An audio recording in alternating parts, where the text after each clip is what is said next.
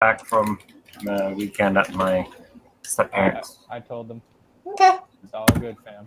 All is good. As you get back to the inn, well, I know at least two of you are off at the church. But everyone else gets back to the inn. Kitty manages to get in first, leaves a little present on Fulgar's pillow, and heads back to the room that she's currently sharing with Irene to take care of the vampire spawn bites. Cuddle party? Fulgar, when you get back into the room, you notice that the toy gallows with the hanged man in it is sitting on your pillow. It is immediately set aflames. Okay. Great. Are we gonna burn down another inn? Oh God, no! I can once it's burnt to ashes. I can make the flames wake out. Okay. Hold on. That's it. Under GM's determination. Have to find out if that's the case. Well, if it's part of the spell, if he can actually tell the flames to go away. Yeah, it's prestidigitation. Small flames. I was kind of. He can put out. But I can create and wake out small flames. It depends if it stays a small flame. Thaumaturgy will. Because thaumaturgy lets me shut off supply of flames nearby. Well, thankfully for you, the pillow does not catch fire as you do this, and there's just a little bit of ash that's now smudging your pillow from the toy, along with lumps of metal that parts of the toy were made out of. Somewhere that toy guy is like, he felt it. He felt his toy die. They're gonna come murder us in our sleep now. He's gonna tell me the toy. You're my new toy boy. I'm gonna touch you at night. Oh, yeah. A fire in an inn? That's Thankfully, yeah. that's something I've seen before. Why are you gonna be a dick about it? But, let's see. Phil and Fed were being thanked at the church and have I been... got hugged. Yes, you got hugged. And you got suggested to come back at night for one of the major services. Isn't it? Is it midday now, or is it? Yes, it is midday now. Who's saying that they wish to rest in the inn for a while? Well, Yeah, I will. Yeah. I'm gonna do a short rest, but I don't think that helps with the bites. With the I think I got a necrotic? long rest for the necrotic. Yeah. Long rest is 8 hours, so if it's midday, it would be about 6, maybe 6 p.m.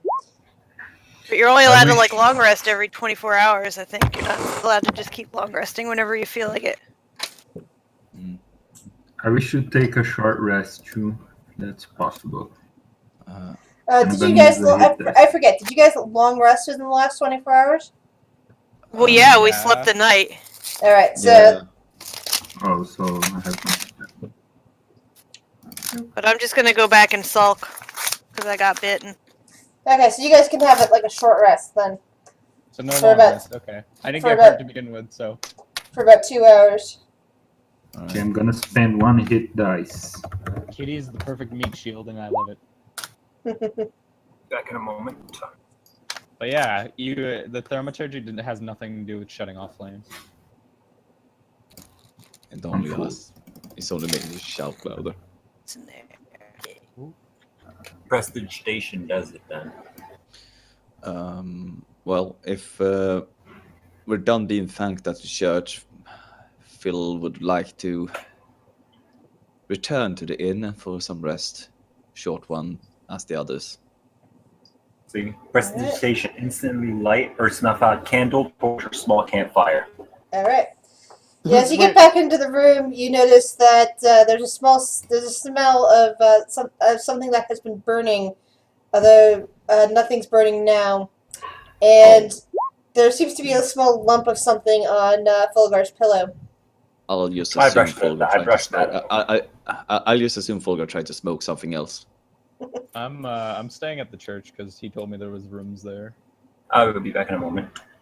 Well, the room at the inn has already been bought and paid for you by somebody I don't else. care. Yeah. Who paid? I will tell the others that I am going to return to the church at night for the sermon. All right. Do we know who paid for our inn? I thought it was Yeah. Kitty. It was Kitty. She Kitty. has all the cash. She took the money. Rock just died. Who just died? So, Kitty, what would you now that you've healed up a bit, from a short rest? What would you like to do? I guess she's just gonna go visit those brothers if it's. I mean, they said to come back later in the evening, right? Yeah, and it's afternoon at this point. The afternoon at this point. So I guess maybe she'll just wander around town and ask people what they think of the smiling policy. But she's gonna make take a piece of pull the pillowcase off the pillow maybe and Make a draw a smile bandana. on it and make a bandana out of it. She doesn't smile. That I am works. back. Welcome back.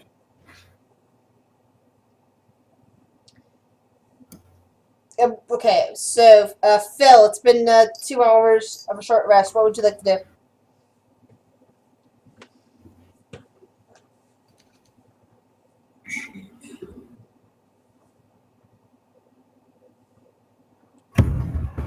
Phil? Sorry, muted. Sorry. That's okay. I'll just walk up and down the main street between the church and the inn a couple of times, just to have a look around at the people. Also, smiling. Okay, you notice as you're leaving your room that Kitty has made herself a bandana to put over her face out of a pillowcase with a smile painted on it.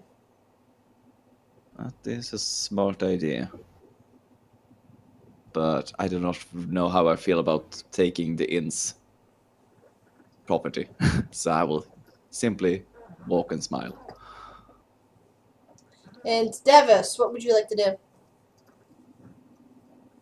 I think I'm gonna follow them because Okay. I'm kind of lost. And this city has a smile policy. Yep, everybody must smile or potentially be arrested. They Ooh. don't seem to care if you artificially smile by putting a mask on, but it's basically like a policy to always present a smile. Okay, so I'm gonna clap my hands and use inner illusion to create a smile on my face. Excellent choice. It lasts for a minute. You can just keep casting. Isn't it a If cantrip? it's a cantrip, you can just keep casting, and I'll just go with it. It's a cantrip. Oh yeah, he's a trickster, isn't he? Fulgar, what about you? What would you like to do after 2 hours of a short rest? I was trying to whip out my character sheet there for a moment.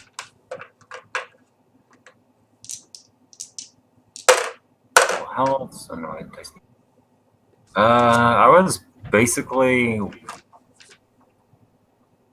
Oh.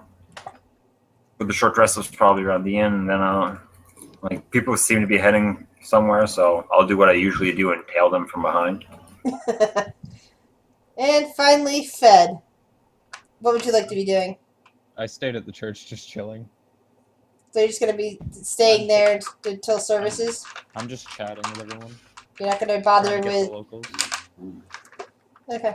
Well, most of the local, some of the locals came for morning service. Most of the locals aren't going to be showing up until evening, when it starts to get dark.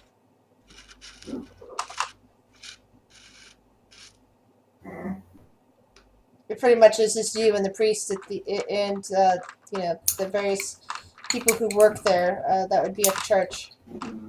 Stare him dead in the eyes. Want to play cards? You managed to convince the altar boy to play cards with you. Yes. Phil, in your circuit of wandering back and forth to talk to people, are you going to wander into the church at all again, or are you going to wait until evening? I'll check in the church just to see if Fed is still there, but if I see him, I'll just keep walking my route. Yeah. When you do see him, you spot him playing some sort of card game with the young boy who serves as altar boy here. Oh. Well, look at that. He can make friends. Either that or he's trying to bilk the kid out of money. Nah, it's all friendly.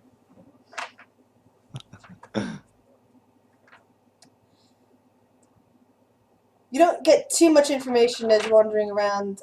Basically, some people are just basically when you ask them about the policy, basically say, "No, everything's good, everything's great. Just keep smiling."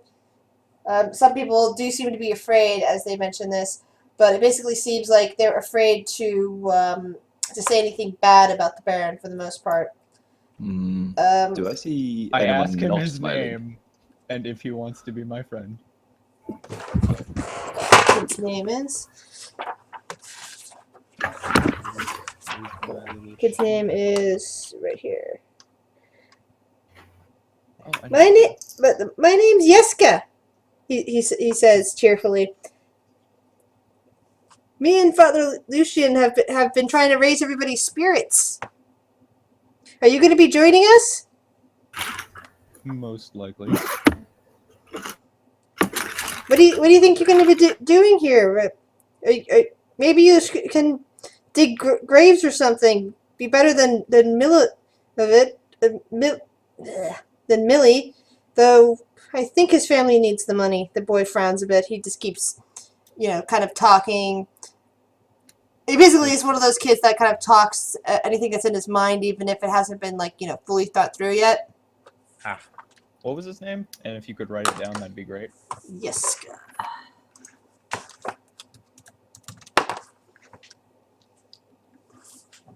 And what town was this again? It's Valaki. Valaki. Okay. Oh, Valaki. Valaki. Yeah. Valaki.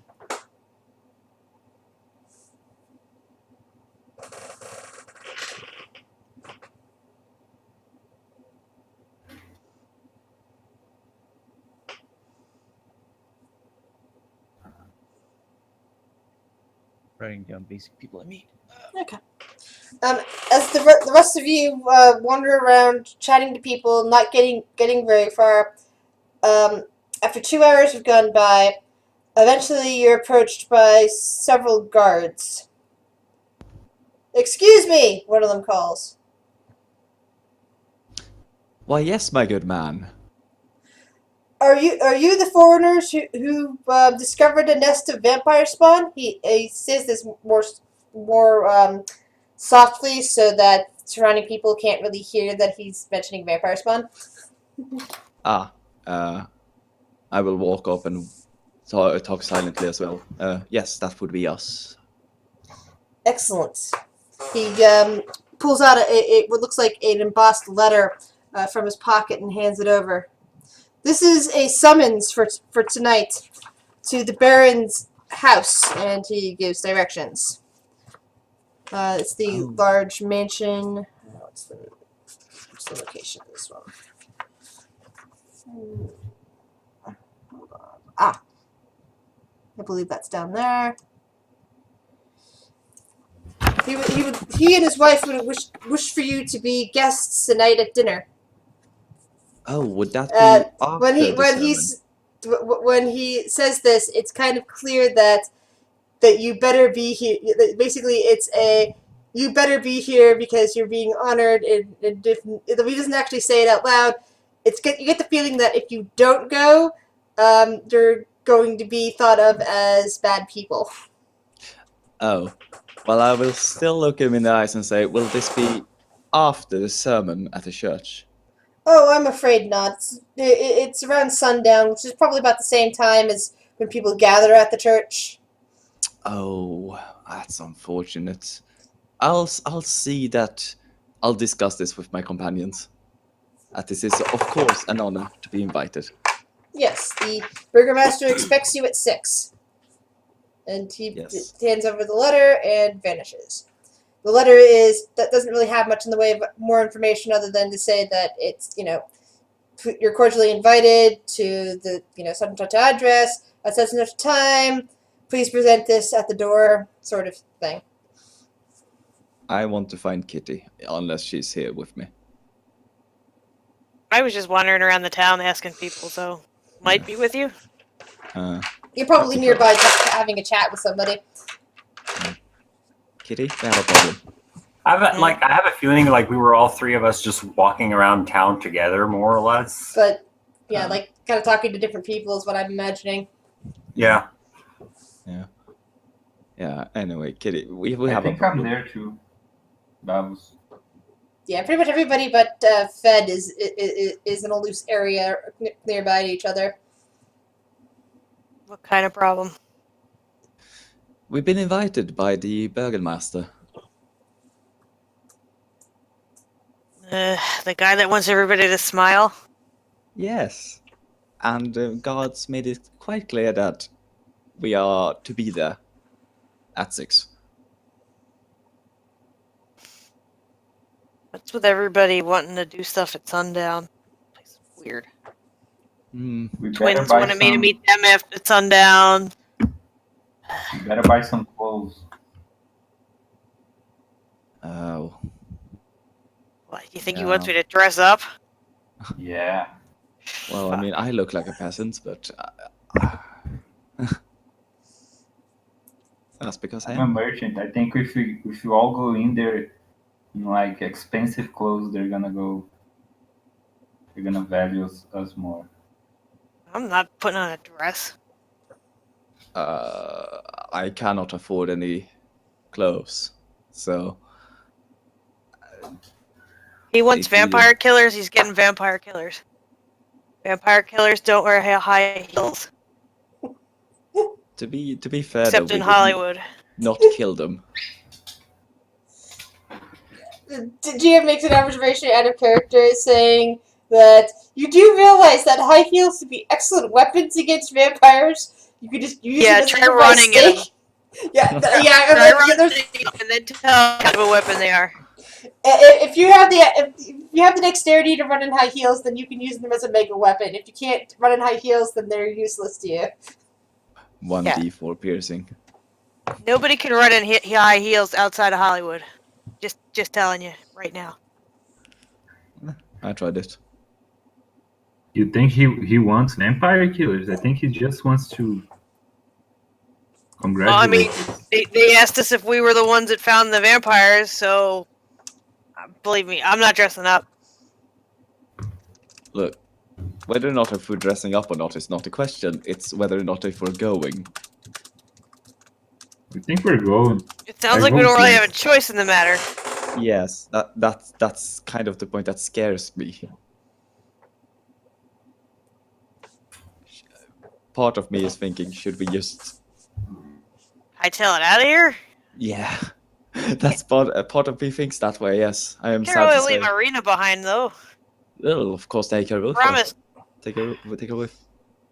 GM reminds you that you only promised him to take her to this town to begin with, basically to keep her safe, but mainly just to take her to this town. We were first hired to keep her safe and bring her to this town, and if we saw this town was not safe enough, we were to be moving to the Abbey. But we're Yeah, supposed so- to be meeting her brother here in 2 weeks. Yeah. So we're Yeah. stuck here for 2 weeks. You're not necessarily stuck here for two weeks. You can always wander around and go someplace for a couple of days and then come back here, depending on how long it takes you to go between areas. She's trying to. Well, to actually, go in- thinking that we should go meet this guy because we can judge for ourselves whether he's cuckoo. or I'll not. do it if you guys do it. I'm just saying.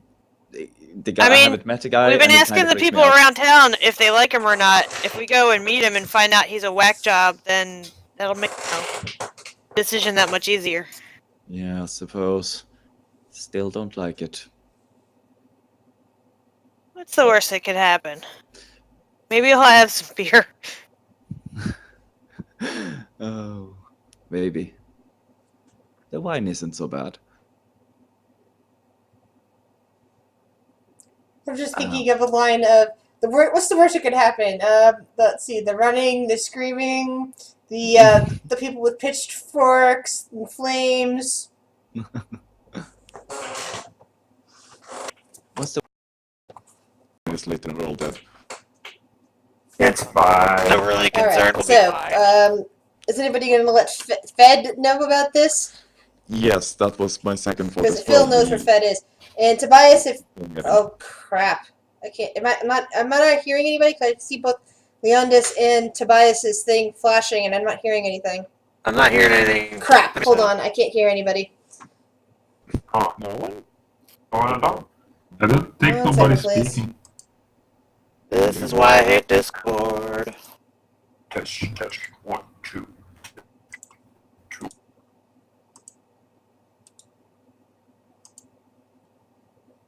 Look up cell phone.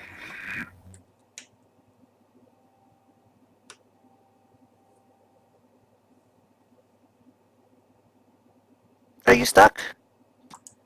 You stuck. I still can't hear anybody, by the way.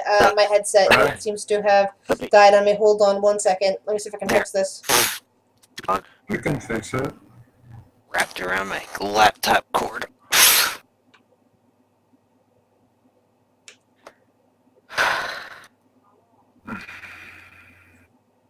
I'll take this time to get some water. I'll be back in 10 seconds. Oh, 1, 2, 3. that's too fast.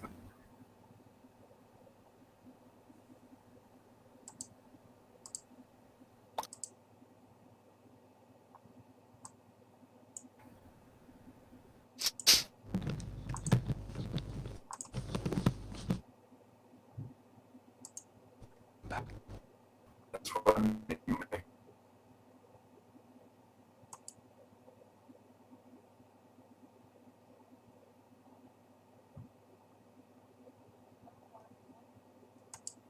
Okay, testing. Yes! Sorry, for some reason my Bluetooth crashed on me. I don't understand how that happened. Last thing I heard was when I was saying something about running and screaming and pitchforks and flames. Okay, yeah. That was the last thing I heard. Time I heard anything. So I said, "Are you guys going to go look for Fed? Because Phil's the only one that knows where he is currently."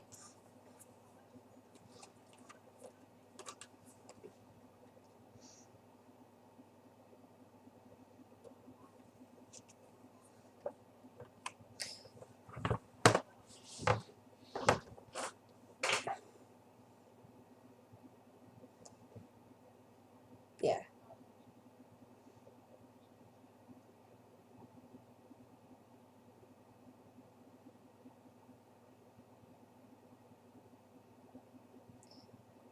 And you go back and you probably find him still playing cards with that kid who's now Fed's best friend.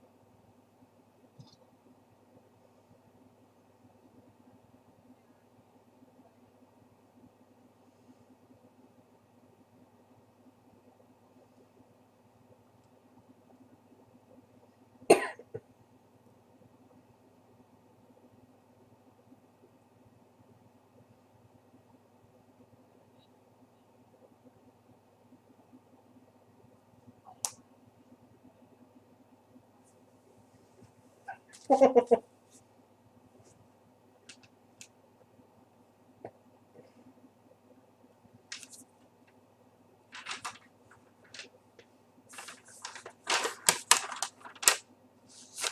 kid seems thrilled to have gold. He is kind of probably going to be your best friend for life at this point.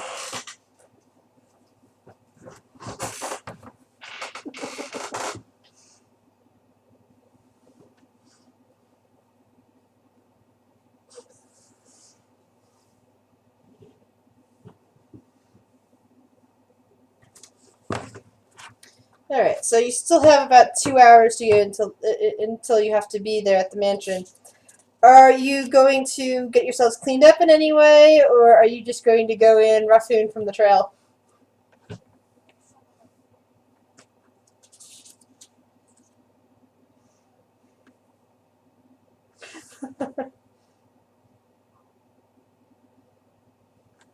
All right.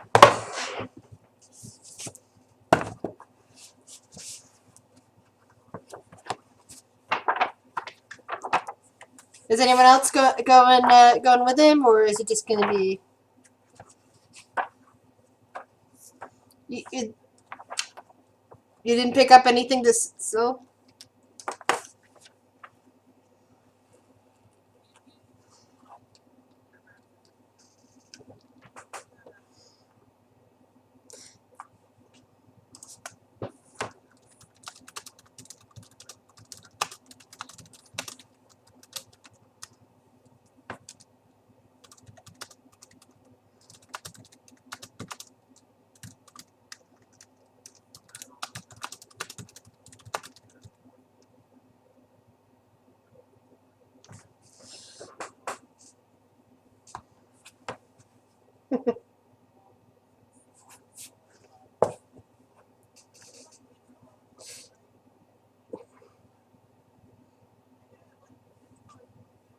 Yeah, I'd imagine kids' clothes could work in this case.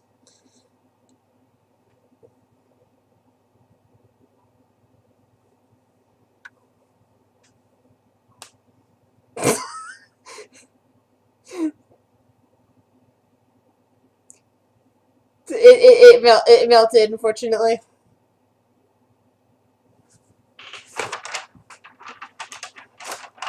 Basically, there's only a handful of items that didn't melt after you took them out of the the Durst house. Well, there was a signet ring that one of your characters picked up that didn't melt either. In that letter you guys found in the chest.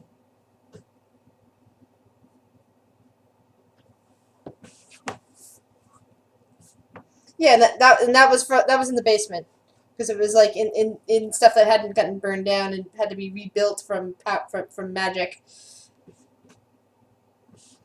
But so how many of you are going shopping?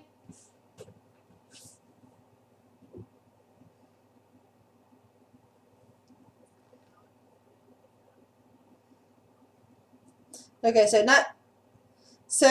Fulgar, Fed, and Davos are going shopping then? Alright. Fulgar, Fed, and Davos, that's what I said. But Phil and Kitty are back at the tavern. Sorry.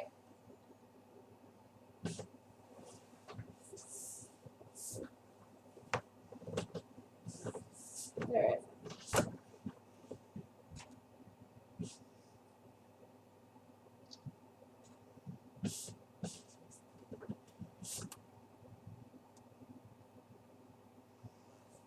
Alright. Well, the three of you enter into a shop. The shopkeeper looks up, smiles, although their face is kind of frozen for a second as she takes in the fact that all three of you are very odd looking. Well, she's still not used to seeing hooded people, but especially the idea of two small people is just very strange to her.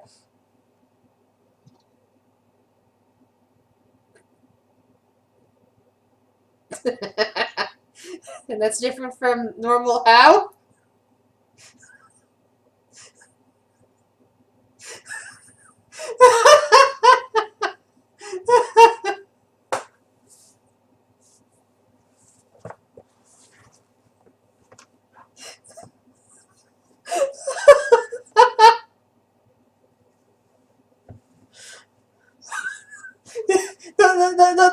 The woman softens her outlook and goes, "Oh, let me see what can fit you."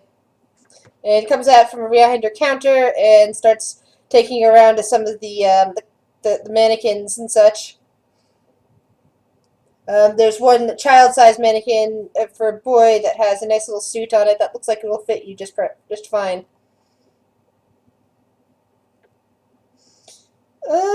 let's see, she says, that'll be about 20 gold.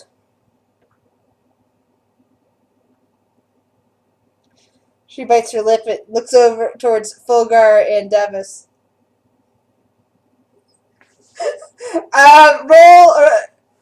Roll for persuasion.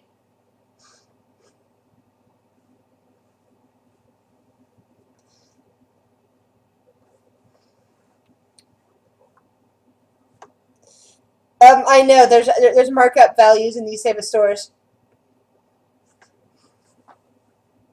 Besides, these are also child's clothes. And she says, "Well, if you can get, I can probably sell it to you for 15." She amends.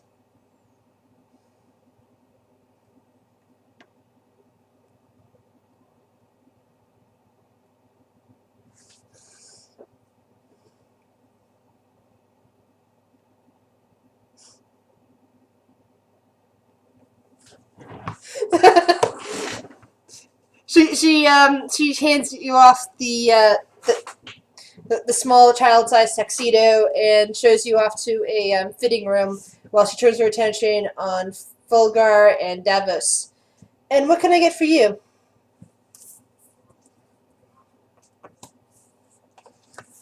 All right.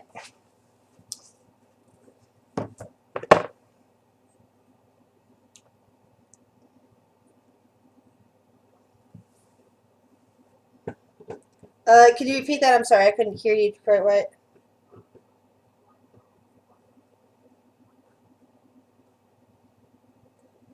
All right. To Davos, she says she takes over to the side close to where she got the stuff for Fed, and shows off another tuxedo and says, with a top hat, and says 20 gold. To Fulgar, she goes to another mannequin and starts rummaging at the rooms and says, "Well, this will be about 7 gold." She says to him. They look nice enough, but they look like they're more of a they look kind of like a costume sort of thing, costumey type robes.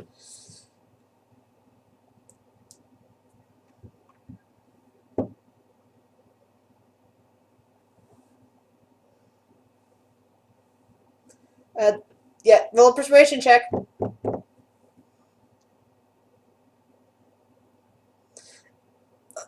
Well, if you have more than just deception, definitely.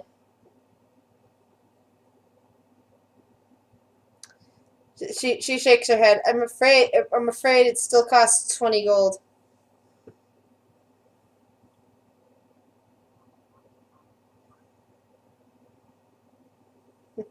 You now have the proud owner of a small sized tuxedo and top hat.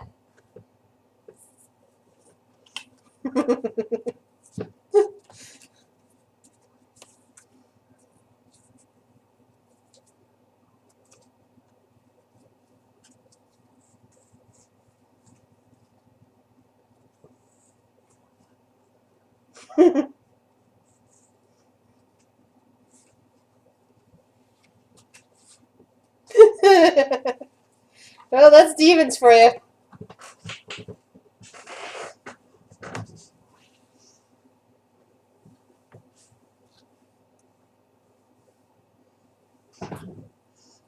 Excellent.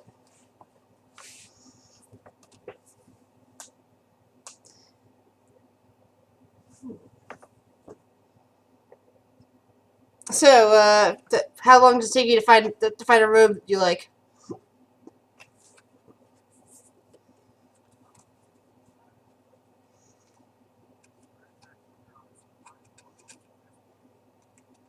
All right. And do you two stay with him as he's fussing about looking for a room, or do you head back to the inn? Okay, because it's going to take him the full 2 hours that you have for shopping to find the robe that he likes. He's that fussy, apparently. No, at this point, she doesn't seem to care that since you spent money here, and she's smiling.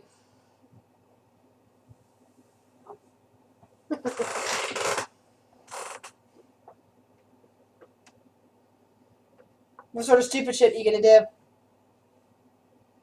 You said you're about to do some stupid shit. What stupid shit are you gonna do?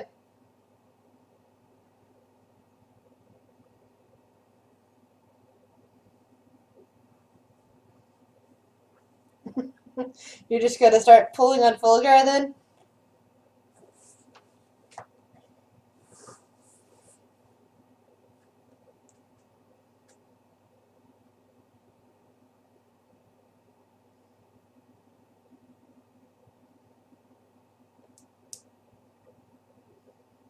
Fulgar?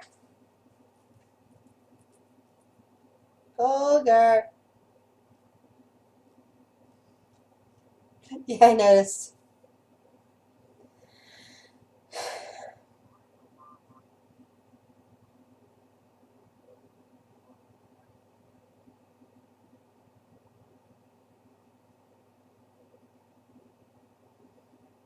Davis, do you follow him or do you stay with Fulgar?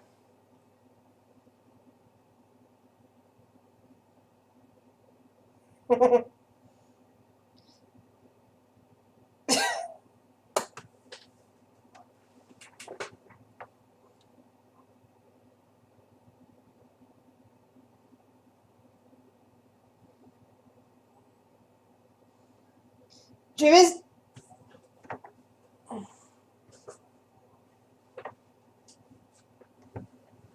Okay. Roll a persuasion check as I start to answer that. She basically says, no, there's no guilds in the town. If you wish to start a business and such, you'd have to talk to the Baron about that. She starts mentioning that Baron is of noble blood, and as such, basically controls, by right he has the town. That, however, it is said that that Lady Fiona Watcher is also of noble blood, and that if something had happened to the Baron, she would no doubt take over the town. But that she seems to be very different from, the shopkeeper leans over and whispers that Lady Fiona seems to think that appeasing Strahd is far better than attempting to antagonize him the way that the Baron is doing, and that basically she thinks that the Devil Strahd could somehow be controlled or at least influenced, as compared to the Baron, who believes that he just must be fought with, festivals and grand gestures in order to lift the town back into the real world, as it were.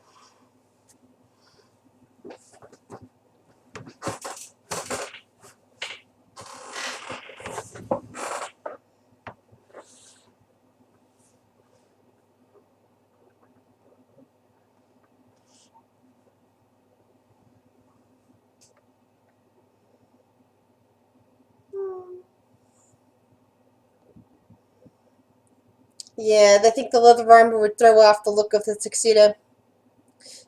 Because you'd have to wear it over.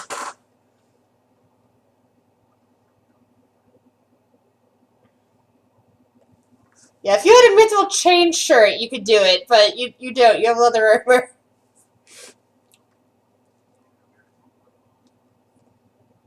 Yeah.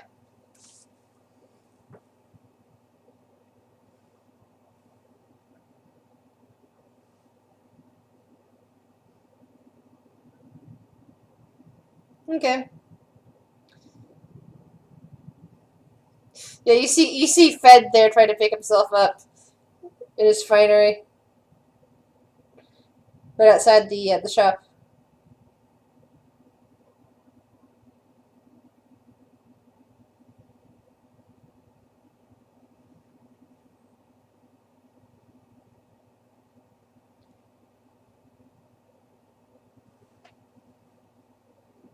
Yeah, one weird thing you've noticed of Fed lately, Davis, that I forgot to mention, is he now has a pet snail named Shelly that he sometimes talks to.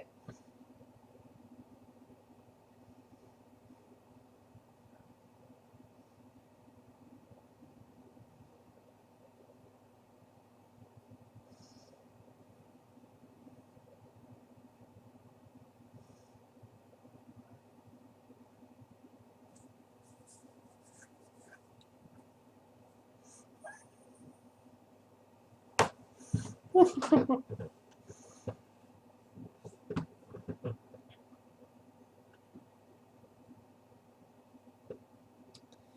right. Anyone else wish to do anything before we have to go off to the mansion?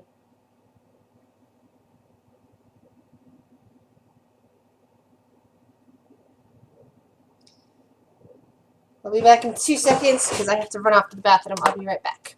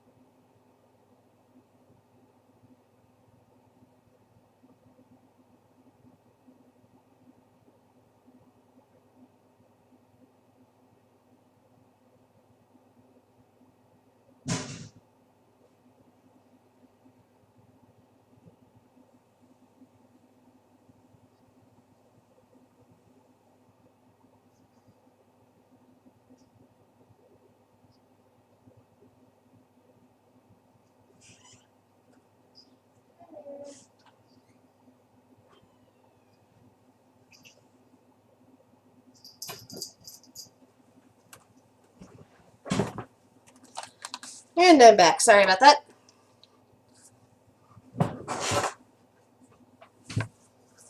Okay.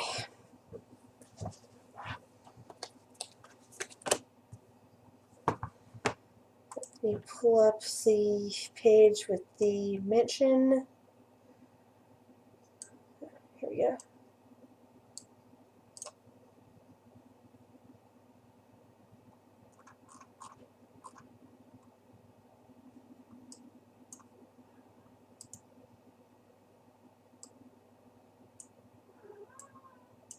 Hi there.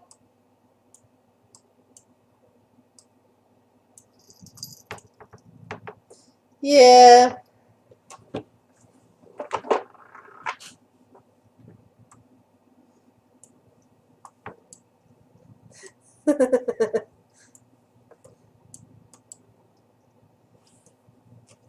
Oh, Kitty's still hurt. No, she can't hear past my headset.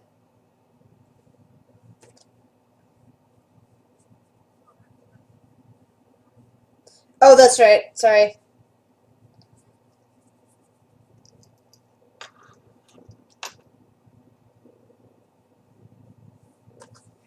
Okay.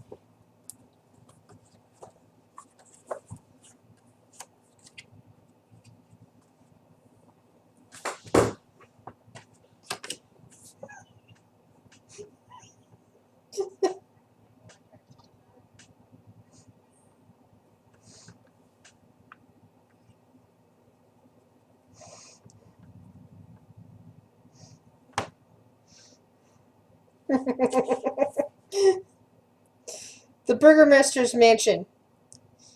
This mansion has walls of plastered stone that display many scars where the plaster has fallen away from age and neglect. Drapes cover every window, including a large, arched opening above the mansion's double entrance doors.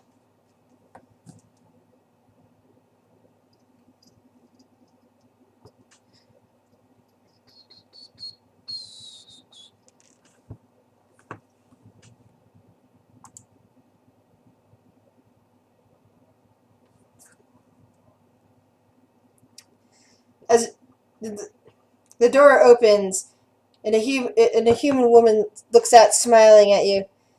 Hello, are you the expected company for tonight?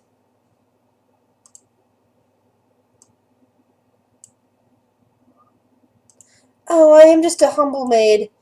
Come, follow me, please. She basically she extends her hand, clearly looking for the letter.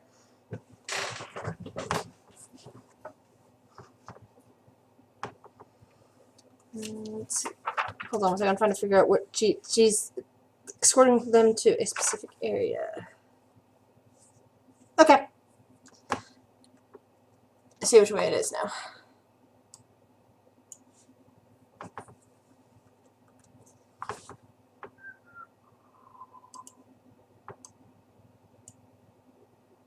Aww.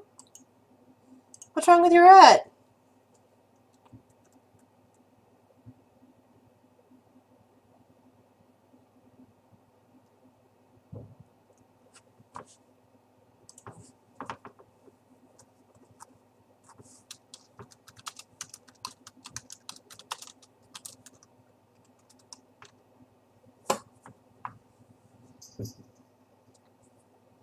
No, no, no. That was from from a whisper.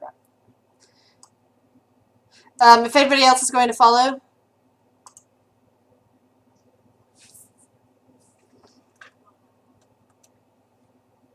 Yeah, the maid's just escorting you guys to a specific room.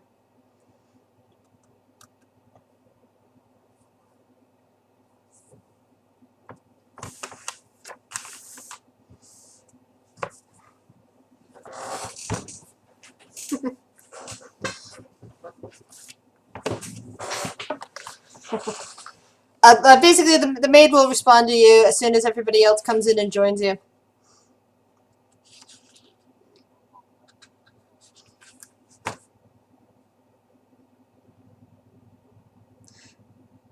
Yeah, as you're being escorted, you do see other men and women scurrying about, avoiding you with bundles of twigs along the outside of the mansion. They seem to be working on constructing stuff for the festival.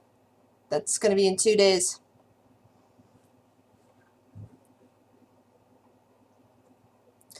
Fulgar, Kitty, Fed, are you here?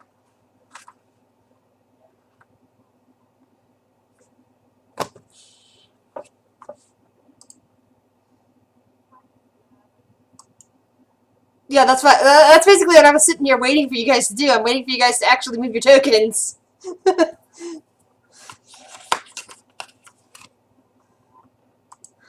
Oh, no, no, no. Basically, in case your characters wanted to wander about or something like that and ignore what the maid's telling you, I'm not touching your characters unless I was going to tell you I was going to drag and drop you. So she's basically escorted you into a nice little den here. Description coming in a moment. You see a room of padded chairs and couches that line the walls of this cozy, carpeted den. The room reeks of pipe smoke, and mounted on the east wall is the head of an angry-looking brown bear. Ah, good. This map's actually rotated properly, unlike the Durst house.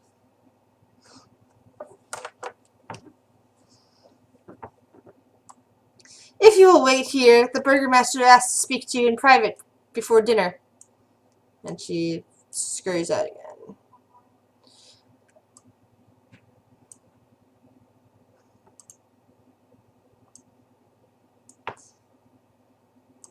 She closed the door behind her.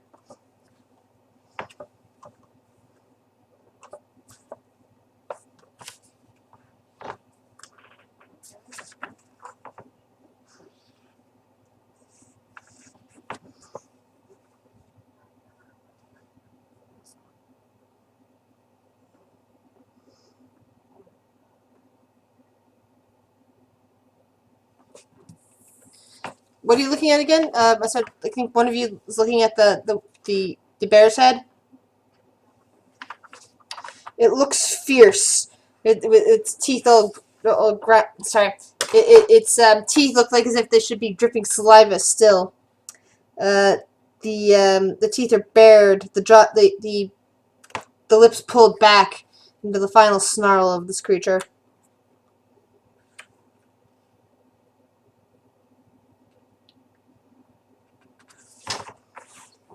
You mostly just see people working on festival details.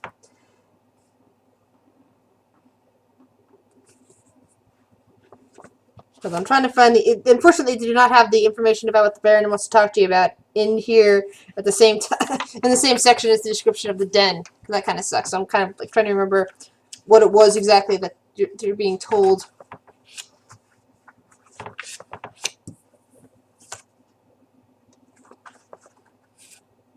Okay. Actually, it wasn't anything specific. It's just that.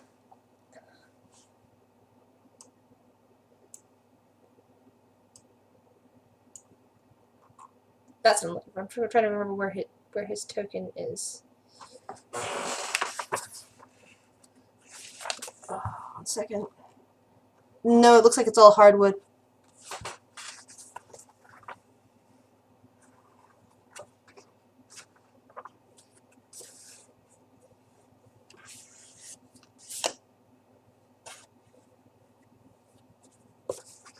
Alright.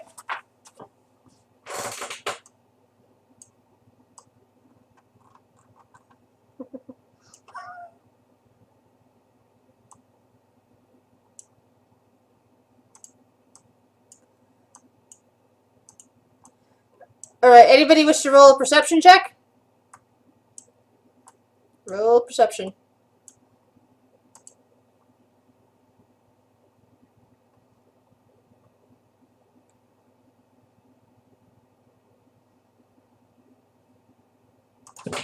Alright. Gonna whisper something in the Fed.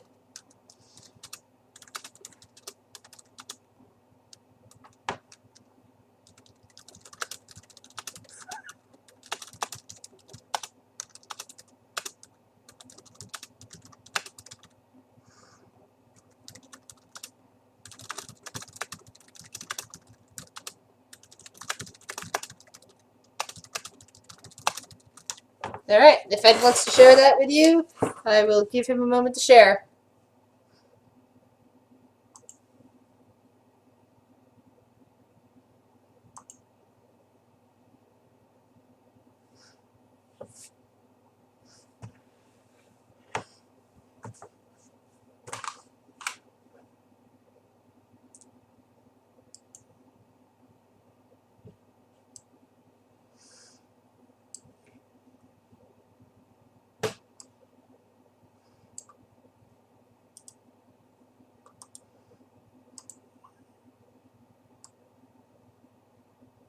Now, considering that the following dogs are taller than the two little people, than some.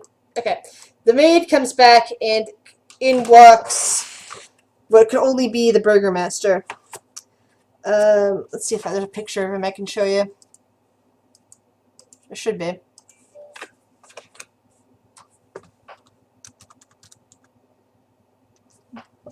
Damn it! Come on, stupid things. Sorry, some of these things just like to close themselves when they shouldn't be closed. They shouldn't be closed. Oh, that's why. Because I typed it in wrong. Okay, yeah, I don't have a share sheet for him, unfortunately. But you see a smiling man with a curl of hair hanging around and longish hair hanging around his sides. I think you can kind of make out the token. At his heel are two huge mastiffs. They quite tower over Davos and Fed, and they come into the room directly behind him, panting.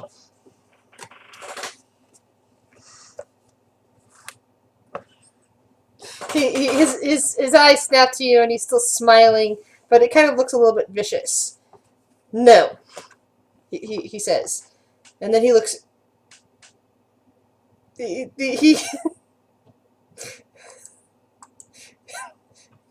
the dog starts sniffing at Davos and Fed.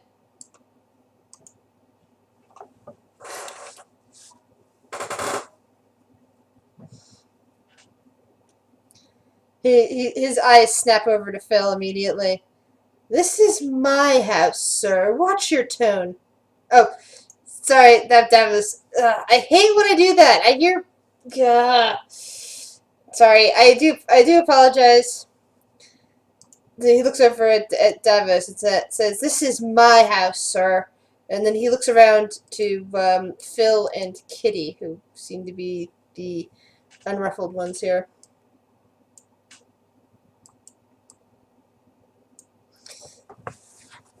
I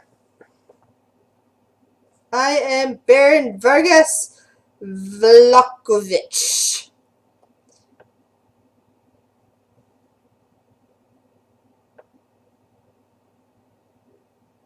Hello?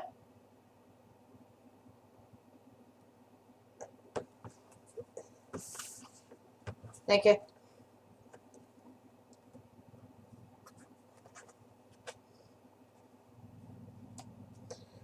I am Baron Vargas Vlakovich. He says, "Welcome to my home. Welcome to Vallaki. I have been told that you are to thank for discovering a nest of vampire spawn."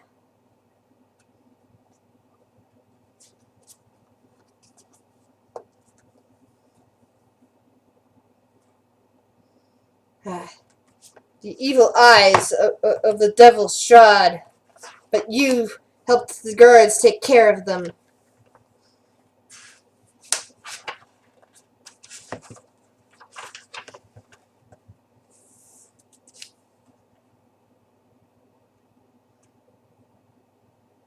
Yes, you actually alerted the guards. Not everyone. He kind of his mouth tries to frown slightly, but considering that he's trying to make everybody smile, he immediately stops whatever frown he was attempting and, goes back into a wider grin.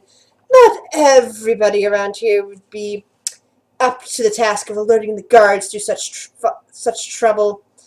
That puts you, foreigners to these lands, ahead of the rest.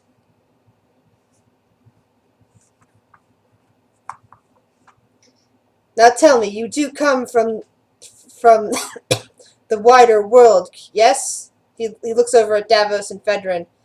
As these people appear to be very different. One of the mastiffs comes over and starts sniffing around Kitty.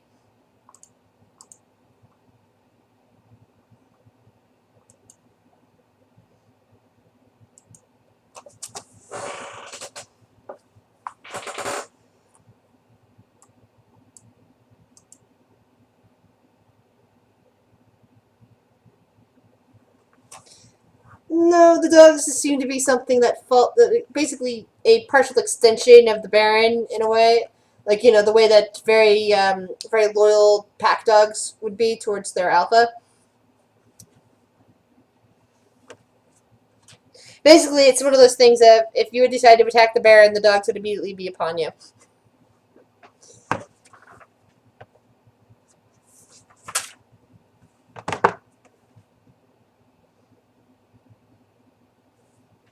The devil Strahd drew you here, and you will be guests at the festival in 2 days to help drive the devil Strahd away. The festival of the blazing sun.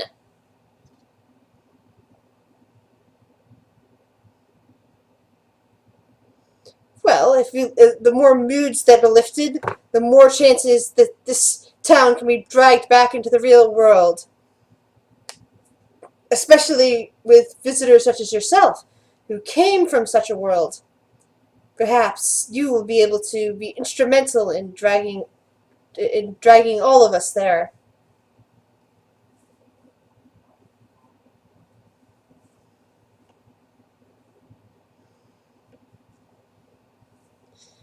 Have you not seen the other towns?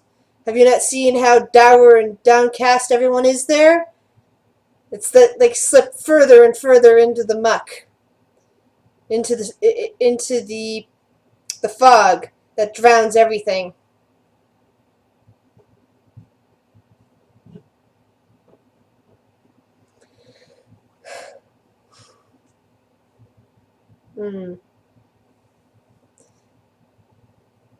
as you see.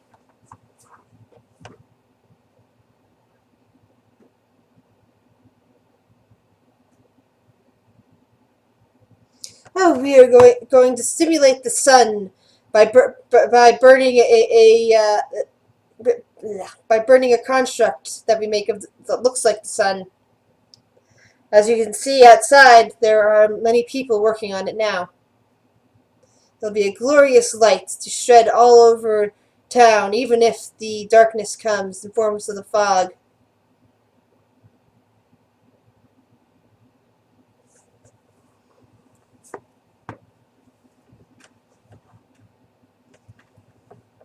But of course, you can't have a good festival without such things.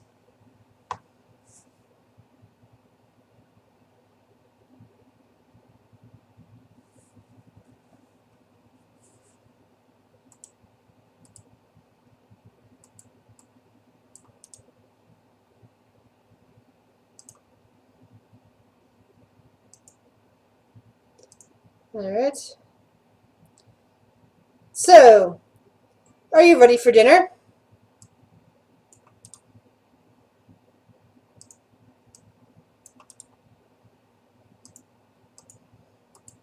Alright, he puts out a hand and the maid comes back in and says, "This way, please."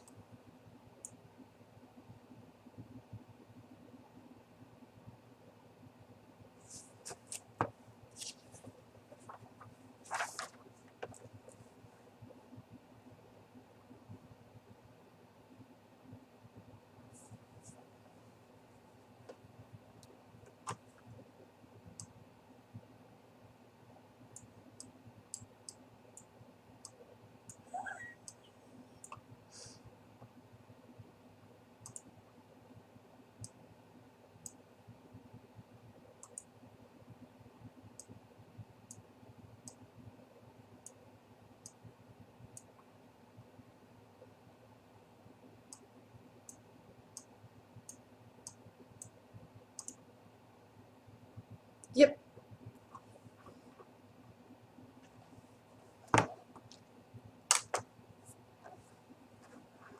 Alright.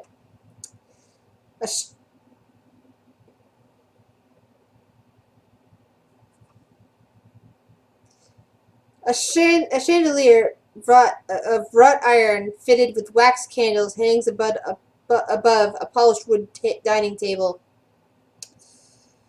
You can see that the table is already set with a various platter of fruits, several. What am I saying? Several. I want to say tankards. No, is tankards right? Spacing on the word of wine. It looks like and a hunk of bread and cheese. It looks like this is the appetizers. The woman standing over there looks a bit like the man, but it clearly appears to be his wife and not his sister. Although there's always a chance they could be related. She smiles widely over at the Baron. "Ah, and here are the guests you have brought for dinner tonight." She nearly frowns as she gazes over Kitty's appearance and that of Phil, but her eyes clearly brighten up as she looks over at Davos and Fedrin. "What charming company, my dear." He comes back over and basically sits at. There's unfortunately no good for putting the character. Let's see, hold on.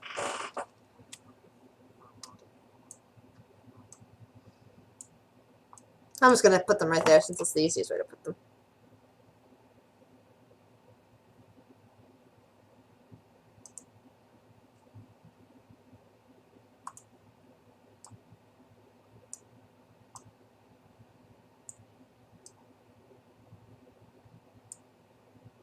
There we go. Now I can actually see them better. Yay! I had to move something up to the GM level layer. I think somebody's standing on top of somebody else.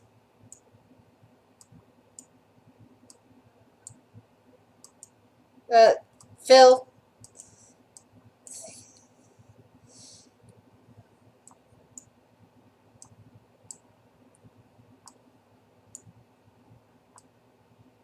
Yeah.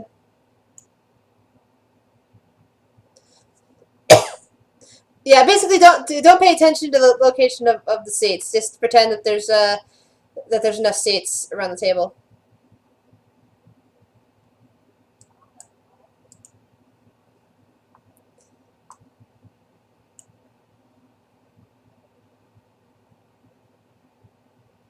Yeah, I'm just saying it doesn't really matter. You just like, have everybody sit next to each other and pretend that there's seats under them.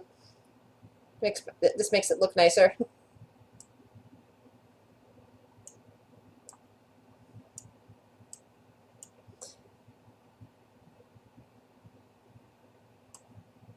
Yeah, the Burgermeister basically the maid comes around and pours some wine out for everybody. It seems to be the when you guys were having wine the other day last night at the inn. It appears to be the second type, not the first type. What was that again? Dragon's Crush, I believe. Yeah, the basically seems to be the decent wine versus the basic one that they have here. She goes around filling everybody's thing, and there's a plate in front of everybody.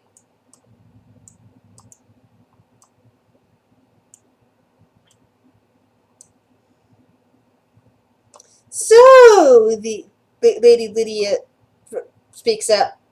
Tell me about the world you folks come from. She eyes Davos and Fedrin, especially. The real world, as my husband would say. The world we are all trying to reach through festivals, through everybody being joyful, out of the depths of this place.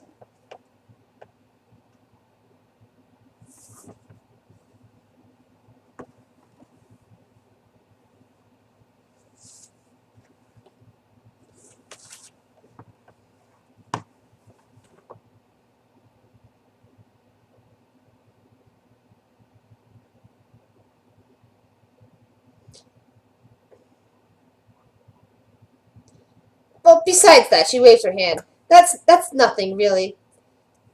Just tell me about the world. I'm imagining that there's not constant fog.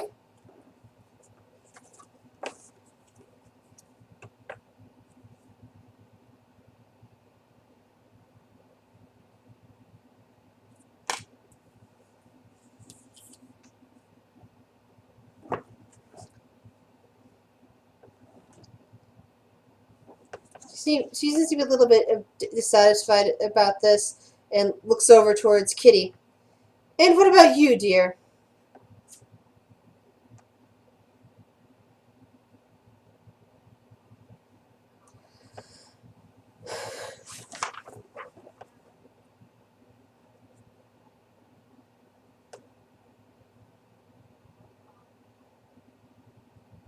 But surely not the Devil's Strahd.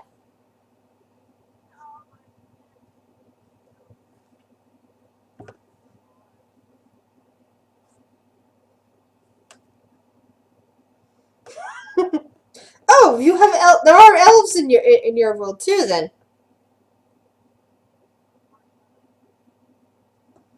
Ah, yes. Well, the Dusk Elves tend to hang out with the Vicente. They are not very pleasant company.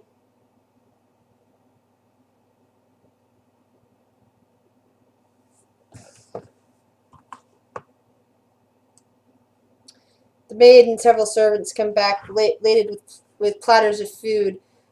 It appears to be more wolf steaks and some kind of bird that's been roasted, along with several kinds of vegetables. She lays them out in the middle of the table and starts refreshing everybody's wine.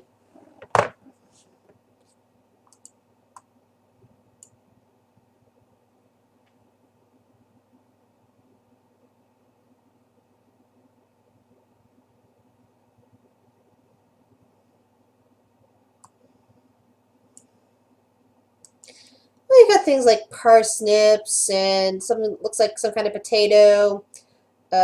Maybe a cat. Over there, you see some appears to be some kind of cabbage. It all looks pretty fresh.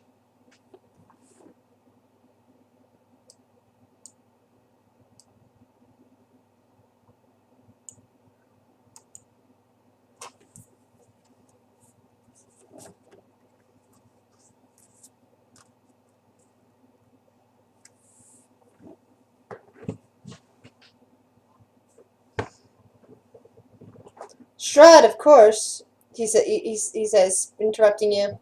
Strahd creates everything in these lands, really. The devil enchanted this land a long time ago, and everything wrong with it is because of him.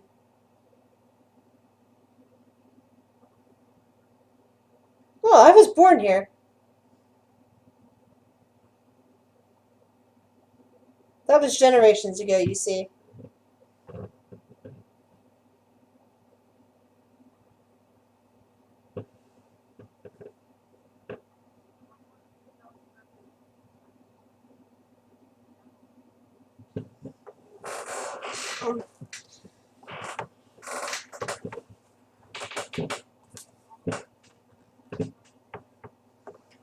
Yes, his servants, his eyes, his minions. Sometimes they come in the guise of people. Can't always tell who's a real person and who is simply a minion of the devil.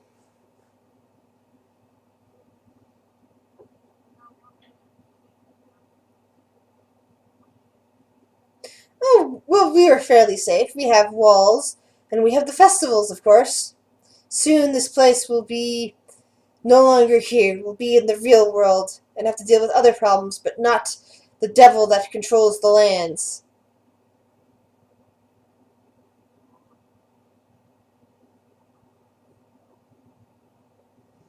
Alright, go. It basically his Fulgar. Yeah, basically Fulgar. Yeah, his opinion seems to be about as sound as any other opinion for how to deal with the situation. So it's like, as far as you know, this could work, or it could just be a whole crock of shit. So.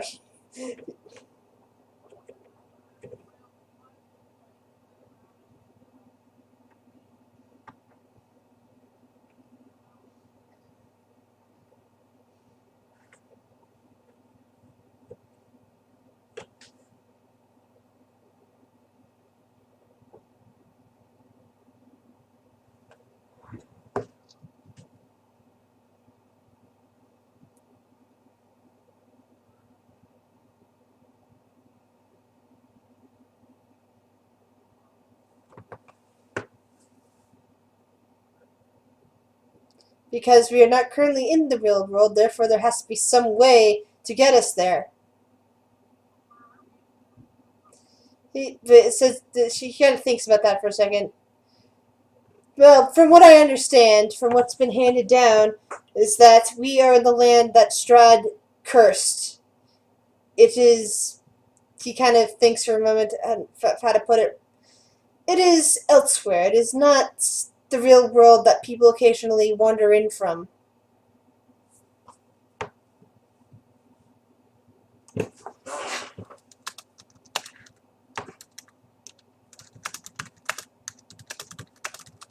Well, yes, it is not a real world in that sense. What I mean is that it's not as if you cannot go past the fog unless you're Vicente. The fog will eventually suffocate you if you attempt to go through it. It even secures the souls of people who die. They cannot leave to go to a different plane. Therefore, we are trapped. We are prisoners of Strahd.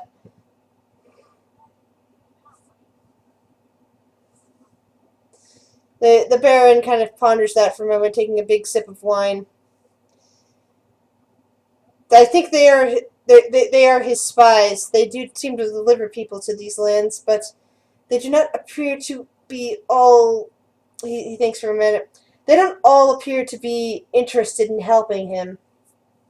I hear tell that there is a fortune teller among them, one who might have some insight. But yes, well, it does not appear to be that. It appears that as if they are playing both sides, if you know what I mean. As if, they are bringing people here because he wants them to, but also because they might do something about what's happening in these lands.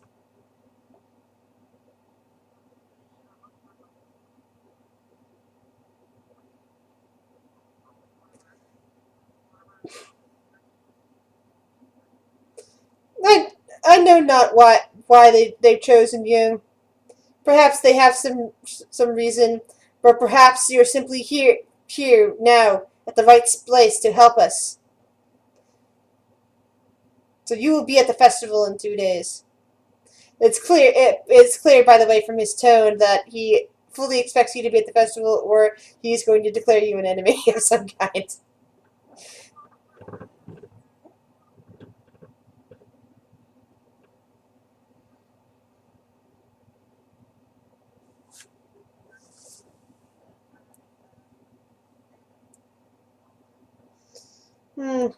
I do not know. I focus so much on the festivals.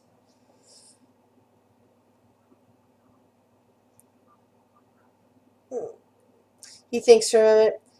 I seem to recall. 1 second. Let me flip a page and look at something because I'm pretty sure of what he's about to say, but I'm not 100%. If you know what I mean.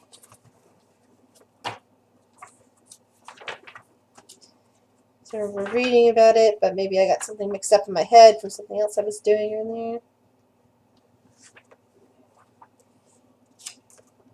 Yeah. Yeah, because I think it is the only windmill, and I do think there's a reference actually in there that says that.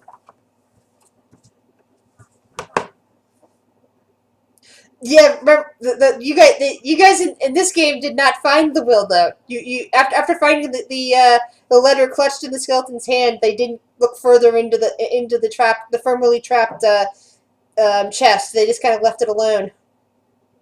So they didn't find.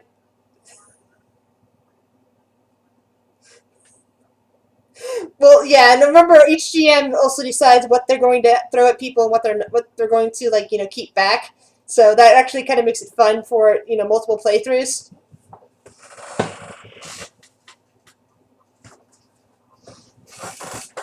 Yeah, yeah. The group last night had a hyperactive kobold who wandered around touching everything and accidentally summoning monsters. That was me. And my paladin friend was trying to keep me safe. But anyway, this is this game. That's not that game. But anyway, yeah, the burgomaster says that that's like the old Durst windmill from what I recall. Nobody really goes there anymore, though.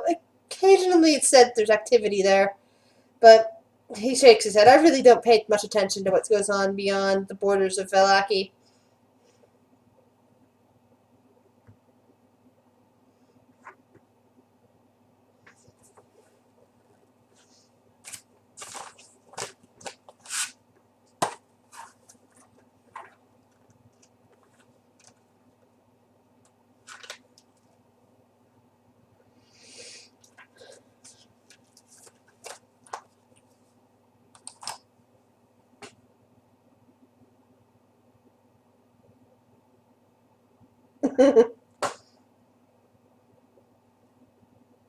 Sounds like a fun weapon.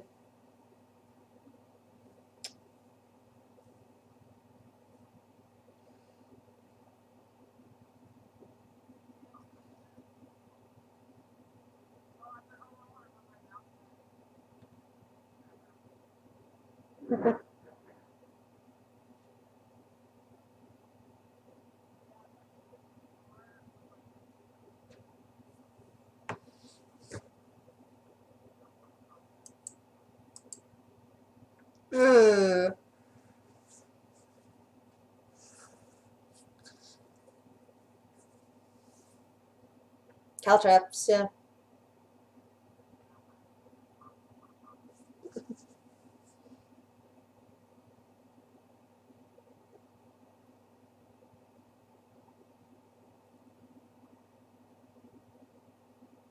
Sure.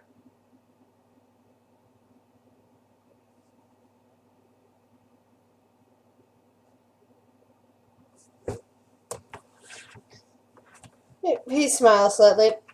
Well, there's always the Morning Lord, of course. And the church nearby is dedicated to the Morning Lord. And there's also, what was it, Mother Night, I think the other one was? Hold on, I'm trying to find the page that it was on.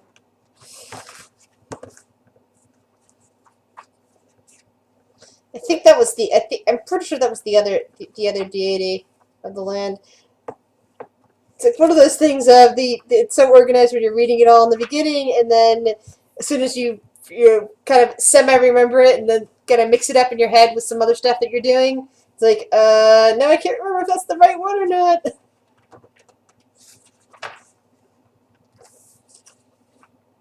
Let's see if I can find it. I think it might be near the front.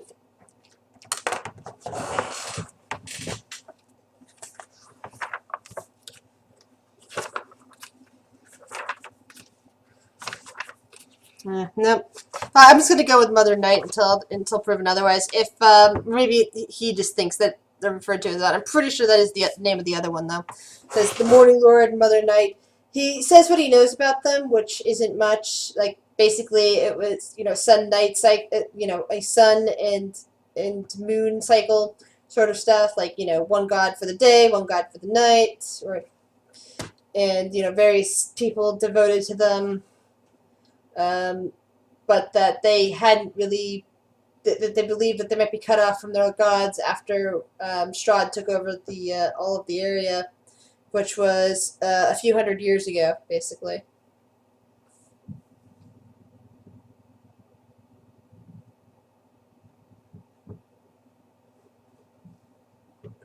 Well, Father Lucian is very devoted. He has his followers.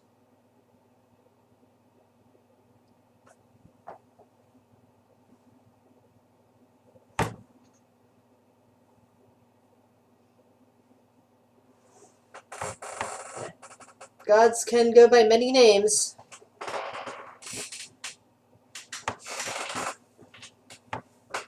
They don't have a single identity.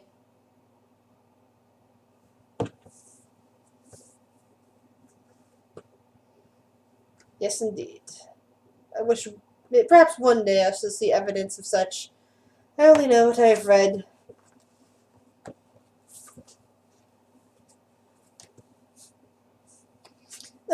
If you guys have been like munching on that, on your meats, vegetables, wines, the maid eventually comes back to start cleaning off the table, refilling the wine, and saying that dessert will be following shortly. And is asking if anybody would like, I'm gonna go with coffee. I imagine there's some sort of coffee here. Or maybe it's just tea. I'll go with tea. Would everybody like some tea?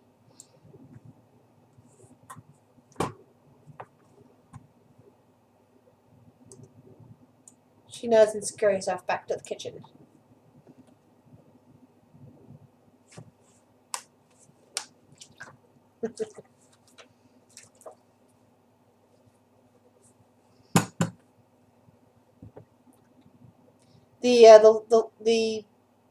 The burgomaster's wife kind of is still smiling, like, oh, well, that's a pity. Well, now you get to enjoy desserts, dear fellow. She looks him up and down again. What is it that you do where you come from?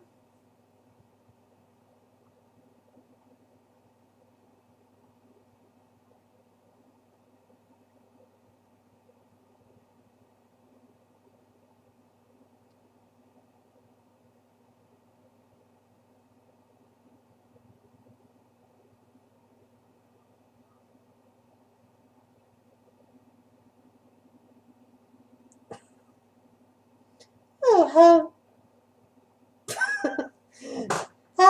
delightful, she declares. The maid comes back with a tray of tea, which she sets down before the lady, and she also is carrying two of those. Have you ever seen them? They look like they're stacks with plates, like three plates on a tier, with a holding thing on top. Yeah, they're filled with little pastries, all delicately crafted. Some of them are pink, some of them are blue, and she sets one down on each side of the table.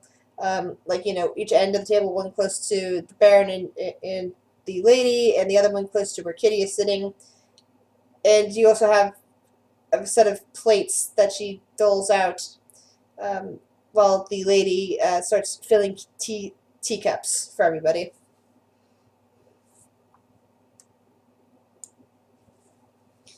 As she is the lady of the house, and she believes it is her duty to serve tea.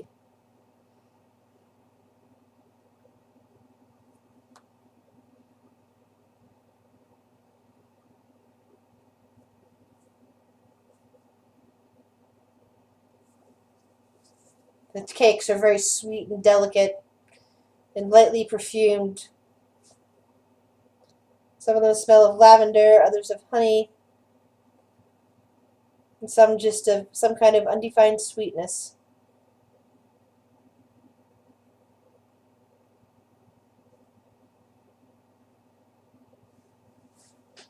Now this is about the end of the party. If you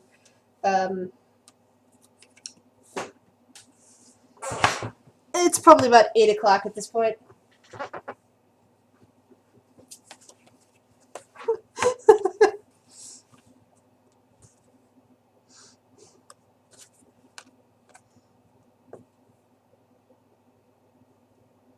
The maid is currently out of the room. Basically at this case you might want to roll an intelligence check.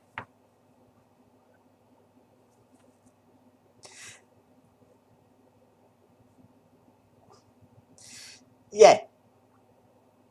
Okay, poor Fed unfortunately does not realize that he's made a major faux pas, and the Baron is now kind of narrowing his eyes at him. While the Baron might have invited you here, the polite thing to have done would have been to thank the lady for her hospitality.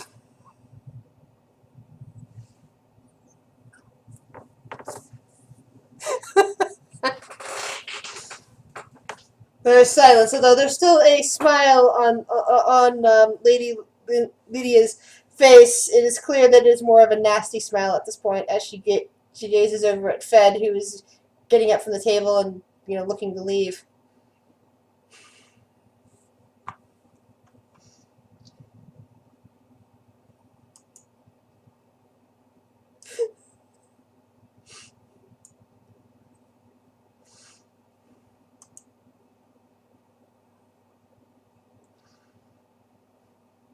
At the conclusion of this, the maid then leads all of you out the door.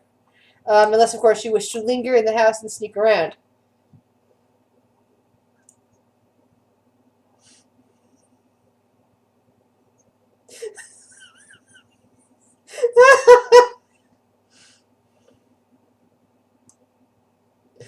I'm guessing that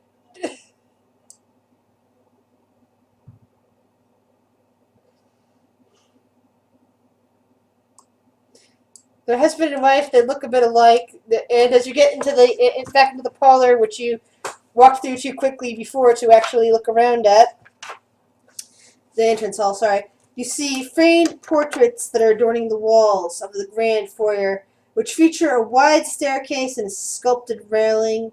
A long carpeted hall attached to the foyer stretches almost the length of the mansion and has several doors leading away from it, including one on the far end. Bundles of twigs are heaped against the walls. It's the same bundles that you saw people making into the decorations.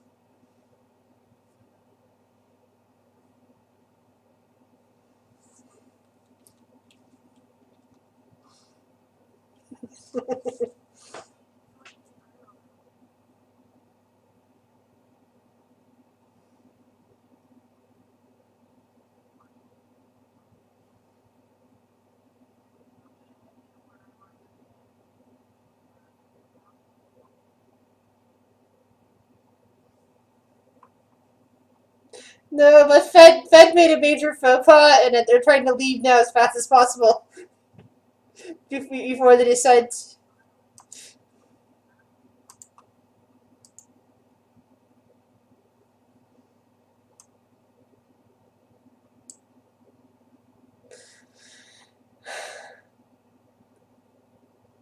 Oh, Fed made the faux pas of thanking only the burgermaster for his hospitality instead of his wife, who is sitting there serving tea.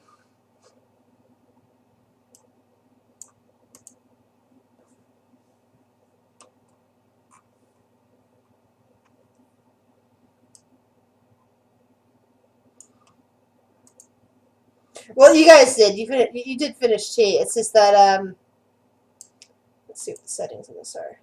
Okay. It's just that, like I said, you made a major that Fed made a major faux pas. Everybody else did okay, but Fed made a major faux pas and all that.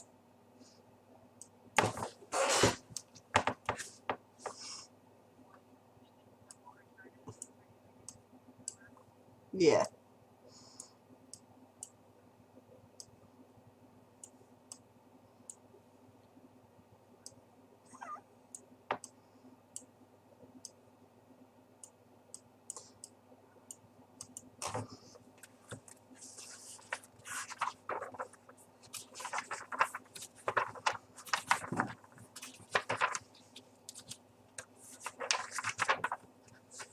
They look like they could have eaten you. Meanwhile, I believe are the rest of you following Kitty to this house? You're right. You've ended up at Watcher House. Okay, who's going to the church? Alright. So I have to take Fed off of this thing. Well, is everybody else going here? The twins' house. The two people you met at the.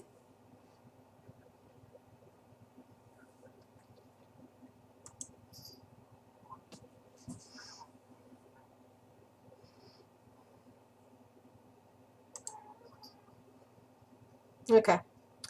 This house seems disgusted with itself. A slouching roof hangs heavy over furrowed gables, and moss-covered walls sag and bulge under the weight of the vegetation. As you study the house's sullen countenance, you hear the edifice actually groan. Only then do you realize the extent to which the house hates what it has become.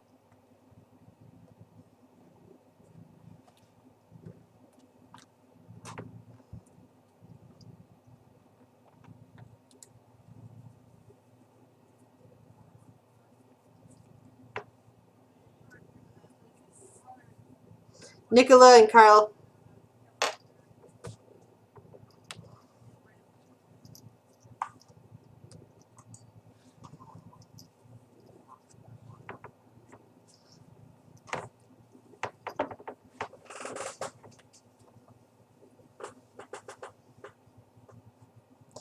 Alright, front door. The front door opens into a narrow vestibule. 3 stained glass doors and wooden frames lead on from there. Oh, whoops. The front door is blocked. Sorry.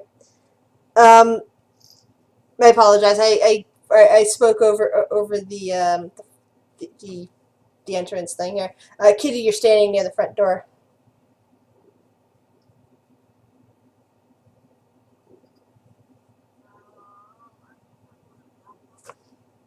All right.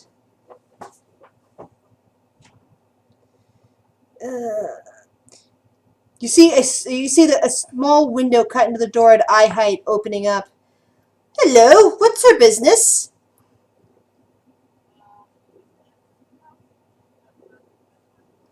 Oh, very well. You wish to talk to Lady Fiona, then?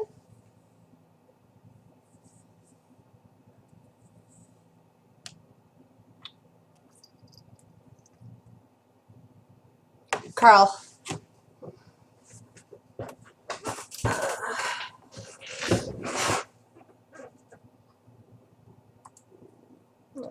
Hello, welcomed into the vestibule, which was earlier described.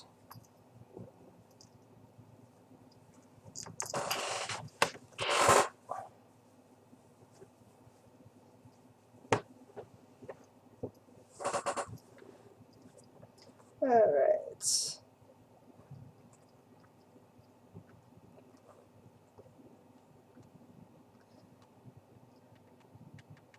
A wooden staircase leads up to a balcony. At the foot of the stairs is a whoops. That staircase isn't actually visible. But it's right through these doors.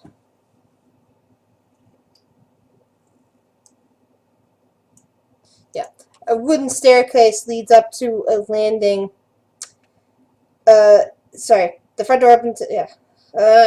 Wooden staircase leads up to a balcony. At the front is landing. 3 stained glass doors in the wooden frames. You see 2 doors leading to either side. And you also see 2 doors back here. What would you guys like to do?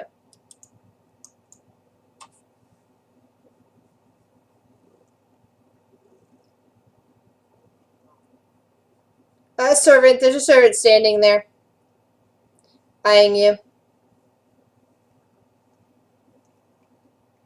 I'm just not putting out a token for them. They're just kind of like, just a basic servant.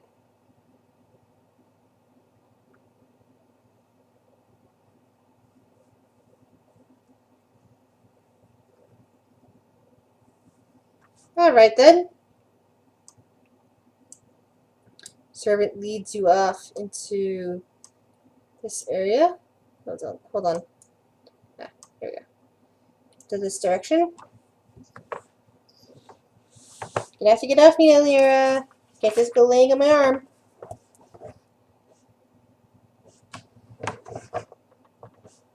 Okay. You're shown into the parlor. There you go. Which is up in this direction. Right past an open-plan dining room. An ornate dining table stretches the length of this room. A crystal chandelier hangs above it imperiously. The silverware is tarnished, the dishes chipped, yet all are still quite elegant. 8 chairs, their backs adorned with sculpted elk horns, surround the table. Arched windows made of lacework and of latticework of iron and glass look out onto the small fog-swept estate. As you get up to here, the description is as follows. Here, 3 elegant couches surround an oval table made of black glass. All are set in front of a blazing hearth, above which hangs the portrait of a smirking nobleman sporting a broken nose and a tangle of hair graying at the temples. Several smaller portraits hang on the north wall.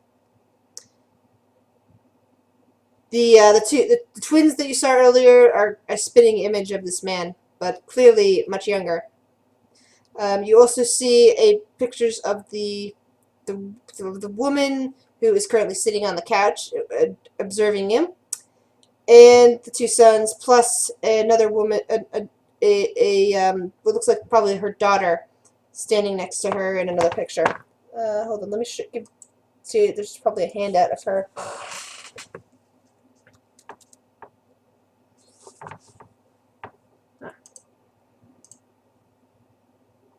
Yeah, this is who you see sitting there on the couch.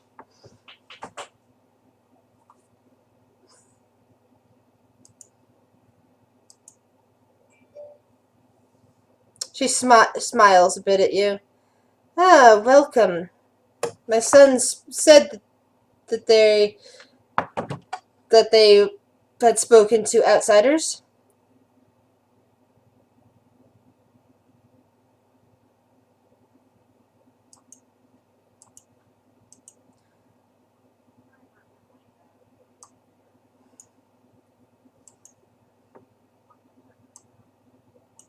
Yes, well, sit down. She extends a hand.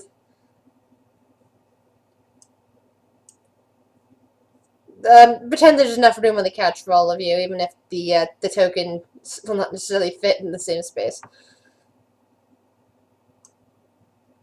Like you could fit somebody here. There you go.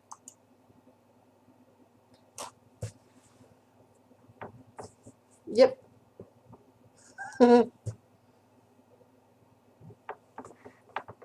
So, what have you thought of our fair Baron so far?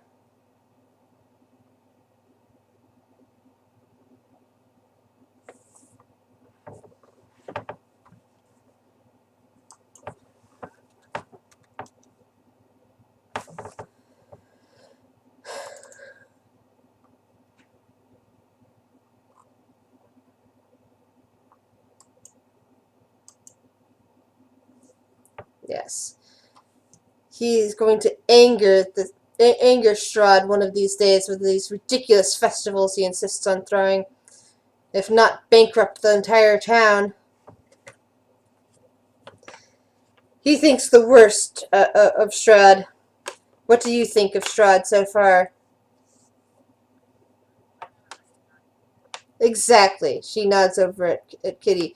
So few have, and yet they think the worst of him. Everyone thinks the worst of him. At worst, he is nothing more than a negligent landlord. He controls these lands, but he sorrows so often that things just go wrong because of it.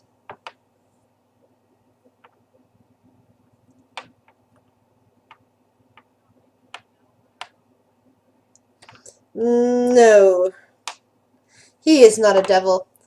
She kind of pats her imp on the head, because as you can see in the portrait there, she's got an imp kind of curled around her shoulder. He is he is misguided and alone, but a devil, no.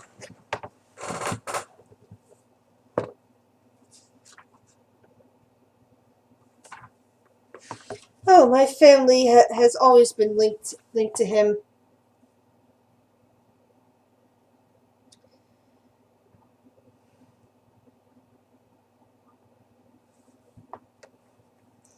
Oh, you do not know the story?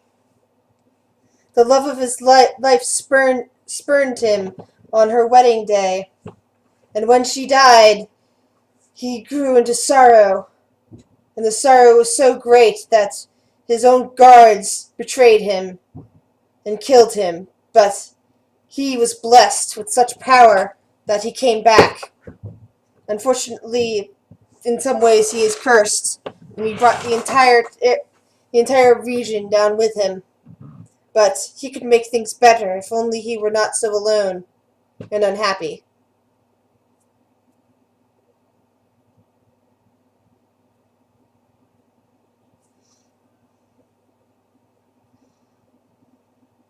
Can you repeat that, please? I think I only heard half of it.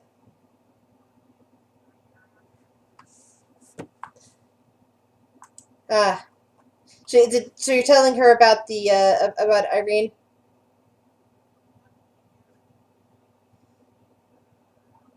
If there is someone that he's chasing, perhaps it is the latest reincarnation of his true love, and she is just not awoken to this fact. That he's attempting to get her to understand who she is, so that maybe this time she will not run away from him. That she will change his heart and reawaken this land to something better.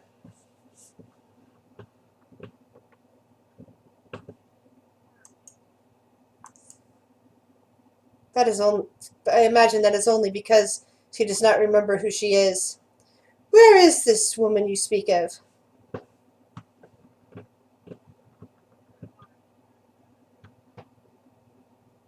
Barovia.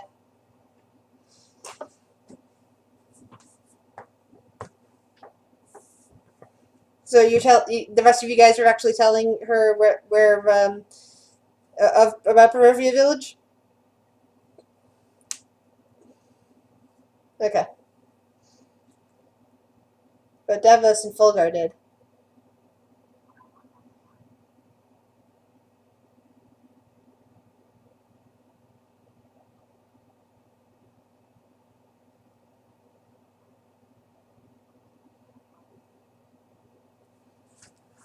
She kind of lifts an eyebrow. I have some of the Wizard of Wines at Dragon Crush. Wait, was it Dragon Crush or was it something else? Yeah, I hate it when that happens. My brain will just combine things together and I can't remember what it is, even if I looked at it a little while ago.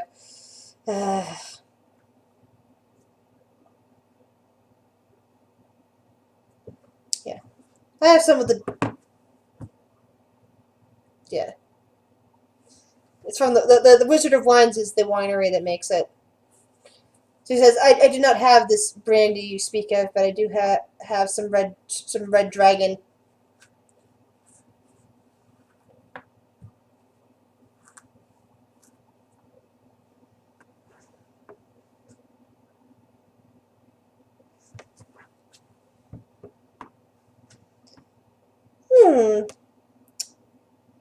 Perhaps his eyes are everywhere.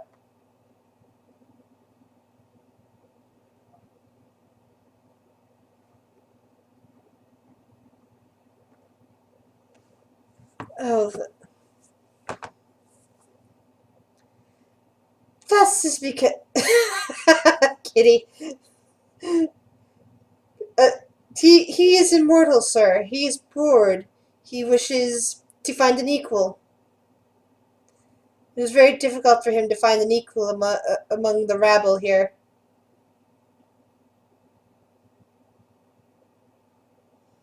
Perhaps if he did, again, he would not be so lonely.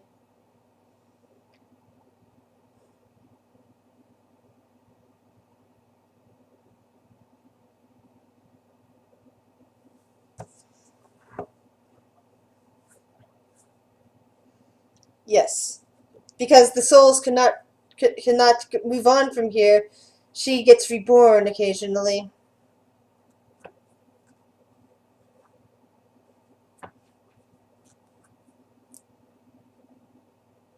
I imagine he would.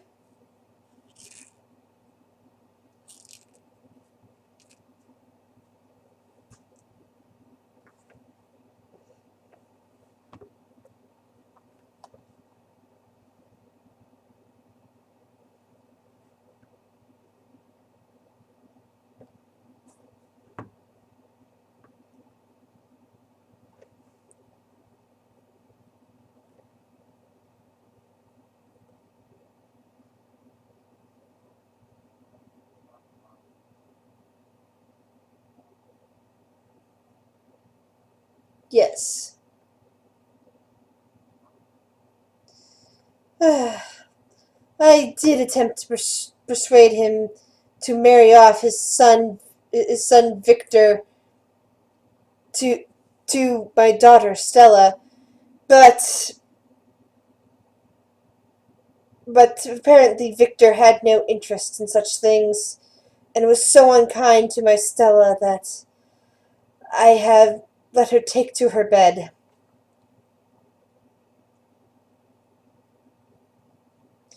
Yes, the poor dear, she's so sick after what that evil son of the burgomasters did to her.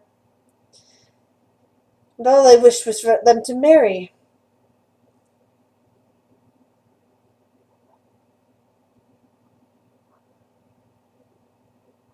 Sure.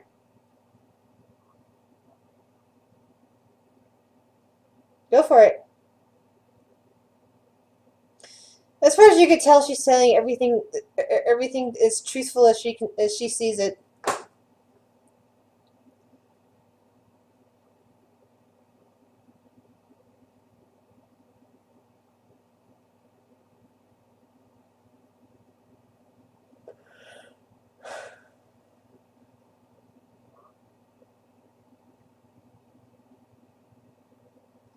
No, it is. She is sick because of what that son of the Baron did to her. Just because he did not wish to marry her. Such terrible things. She will not speak of it. She is simply taken to her bed. Yes, I got enough information about that something was done to her. She shakes her head. Now I wish only to reveal the Baron for what he is.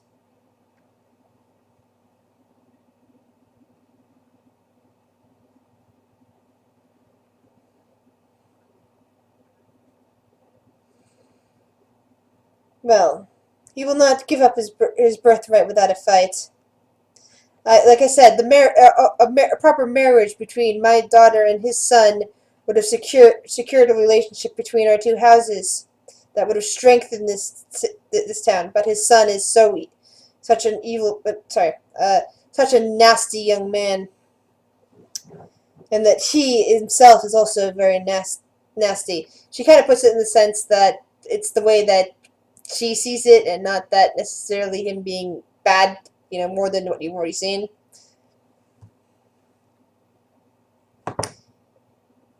I wish to replace him as head of this town, but like I said, he will not go without a fight.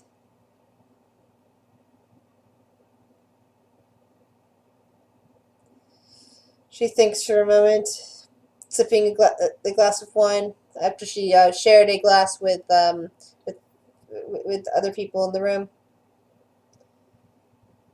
Well,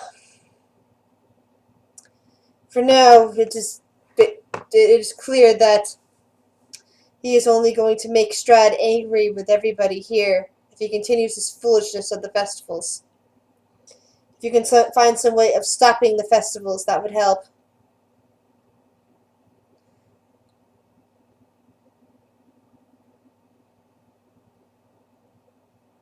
Like I said, he is lonely. To see so many people so joyous all the time like this, or forced joyousness, will bring his wrath down upon them.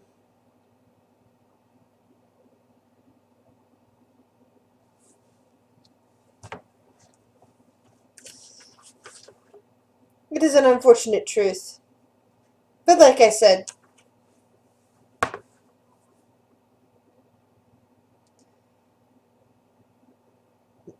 she laughs. No, that will never work.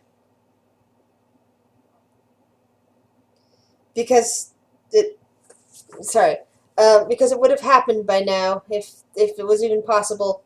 But the real reason, and she leans forward, because there are not enough souls and people to lift this place up.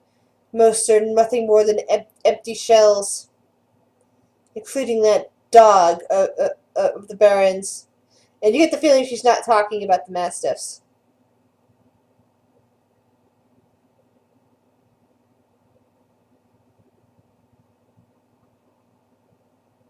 Oh, you have not met him yet, have you? She smiles kind of nastily. That monster of his. Page to get the right names. Isaac.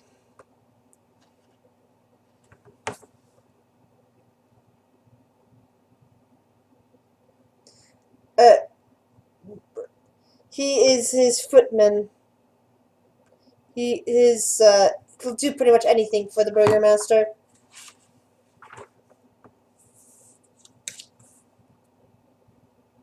Yes, anything.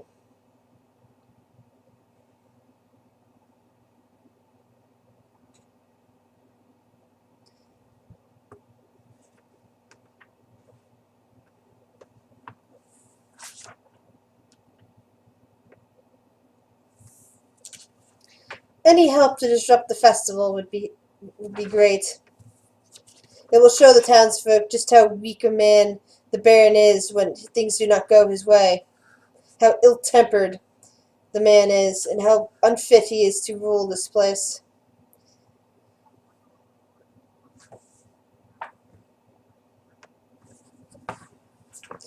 Well, if he wished to go on with arson and kill the entire household, well, then they would have no choice.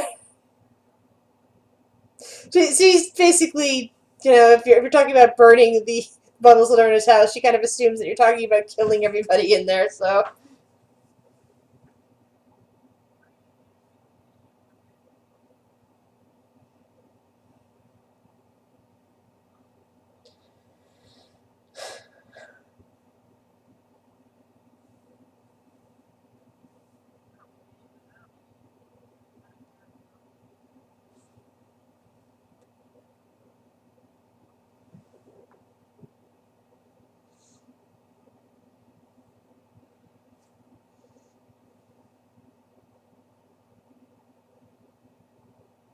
He's a nasty man with a fragile ego.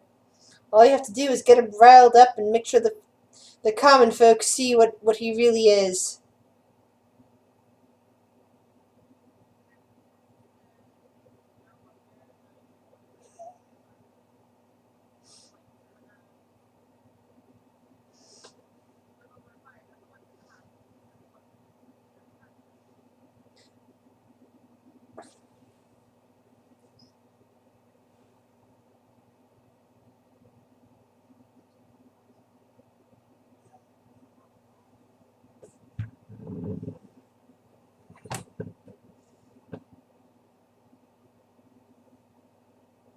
Insight.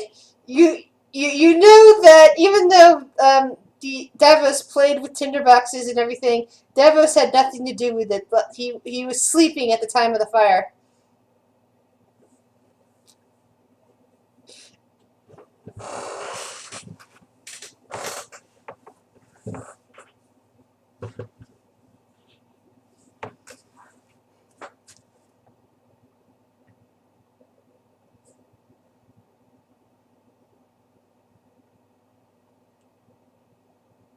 Yes. I would also recommend that you take care of Isaac. I know you were saying you did not wish to kill the household, which is all right. The people would be better off without the Baron dying. But Isaac, he is a murderous fiend, a dog. It would not be unwise. It would not be unwise if you were to find a way to dispatch him quietly, of course.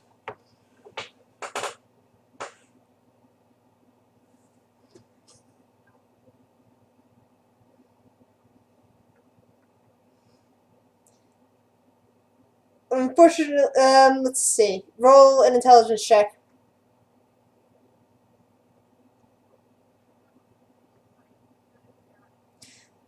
Yeah. No, I was just doing that based on things you might have picked up in conversations. You would suddenly remember, putting stories together, but you don't remember enough. Basically, as far as you can tell, you don't know any stories about Isaac, and if you did hear any of them, you haven't put them together with what she's saying at the moment. That's what I use the intelligence checks for. It's basically for me prompting knowledge that you may or your character has either picked up based on what I've said, or basically stuff that you would have picked up in the background just from random conversations with characters off to the side.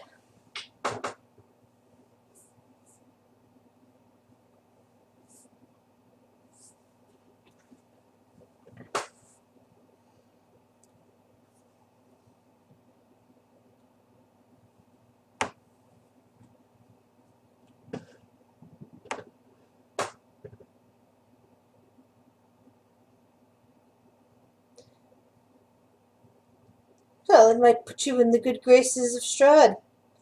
Perhaps he will see clear to letting you leave this place.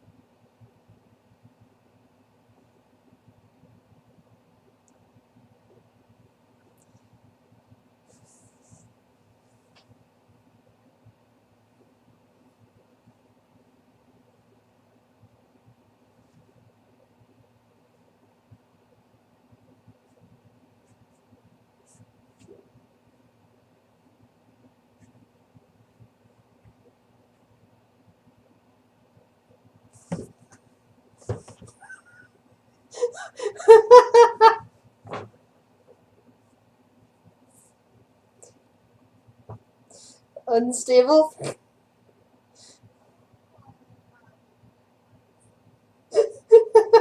I'm kind of hoping Fed's actually, at least in our chat room, listening to all of this. And so it is rather amusing.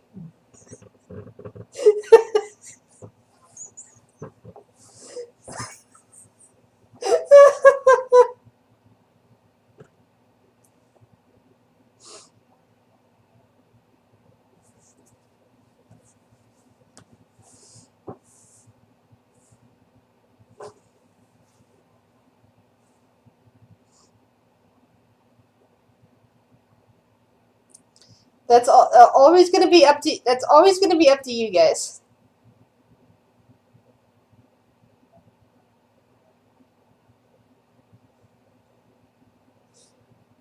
One does not simply walk into Mordor. One does not simply walk into Ravenloft.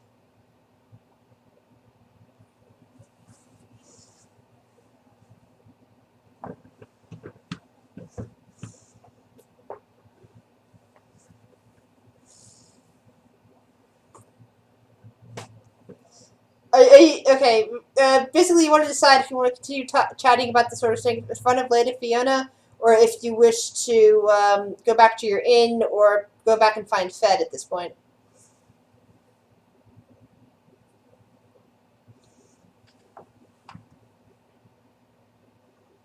Alright.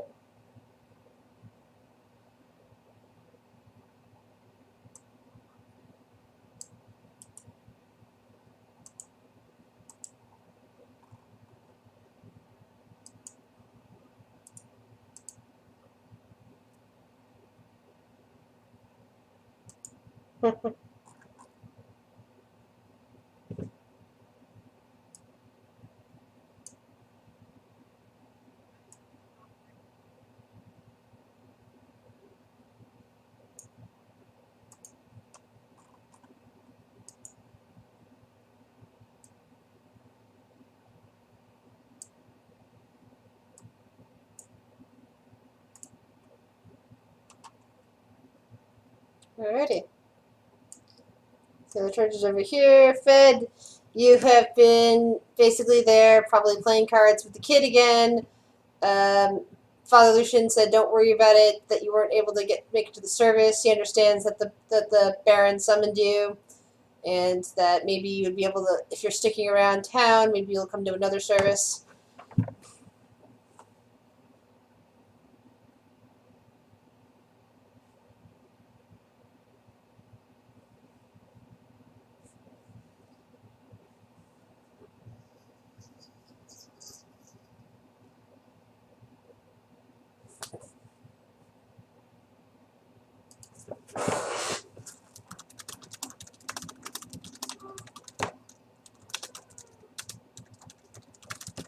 Okay, so only Phil's coming in to see you.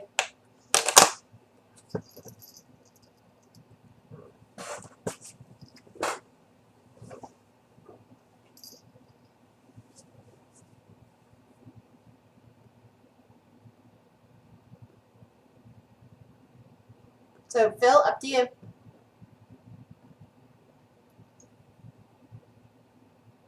Well, I mean, you're walking into the church now, so you see that that Fed is there, pretty much in the same position you found him earlier when you were getting ready for dinner.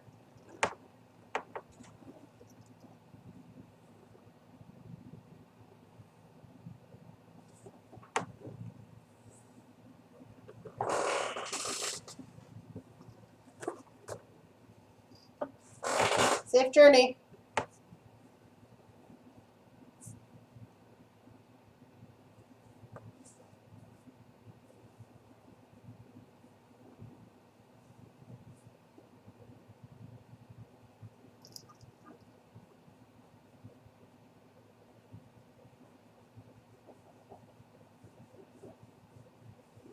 It's like the past hour that they were away at Lady Fiona's.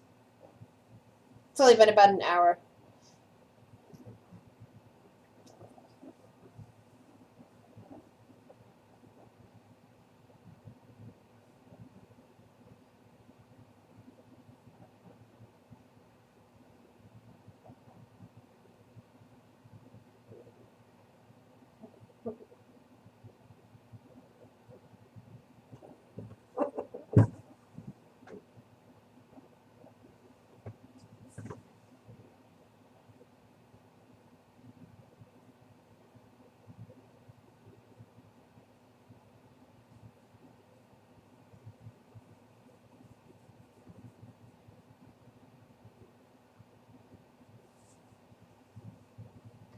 if you should just hightail it out of there and let everything else sort it out.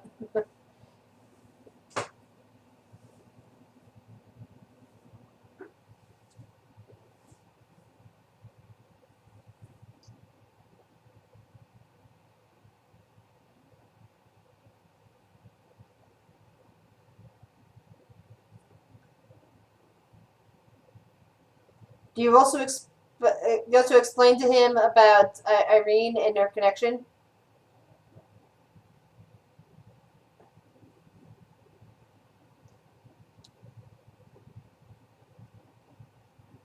But the fact that Lady Fiona has some idea about this, and the fact that her sons were at the inn at some point, sooner or later she might find out.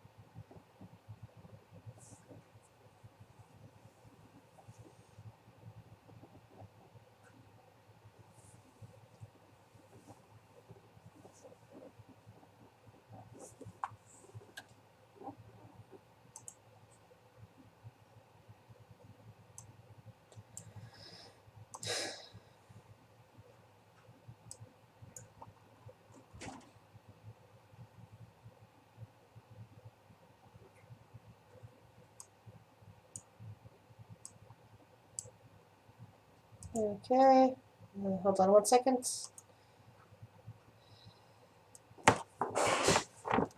Why does that keep doing that stupid thing? Okay. So, and Davos, and Fulgar, and Kitty. Oops.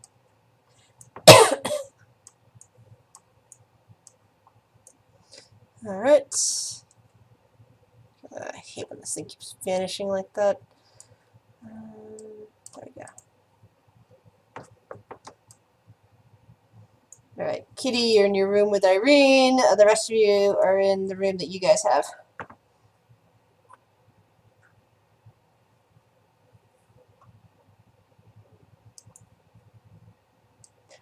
With all sorts of ears around that could hear you. Do you know how many people are probably down there?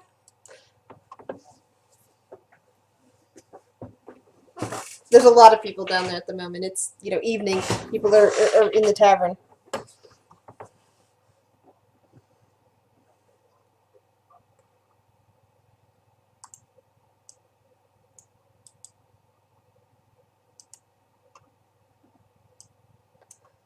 Oh, whoops!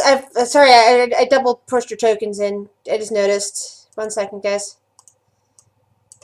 Let me fix your tokens. I'd forgotten to remove your tokens from earlier.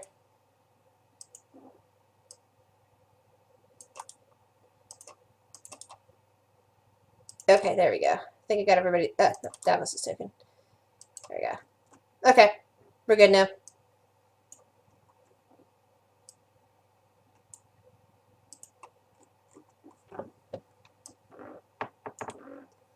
There you go.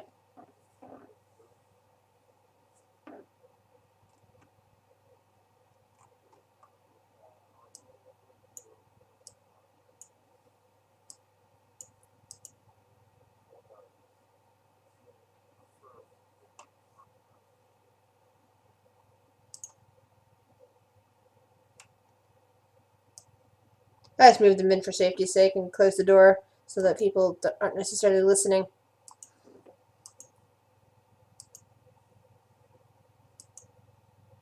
Okay, so now you have everybody convened there except for Fed.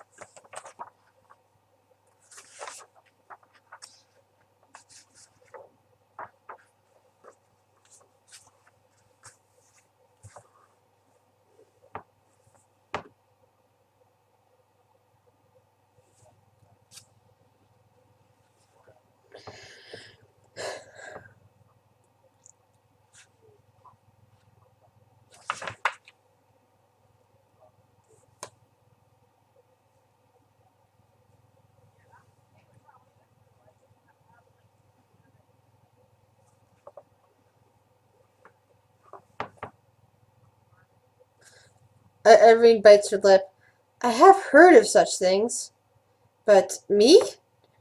She rubs up the scarf that conceals her neck.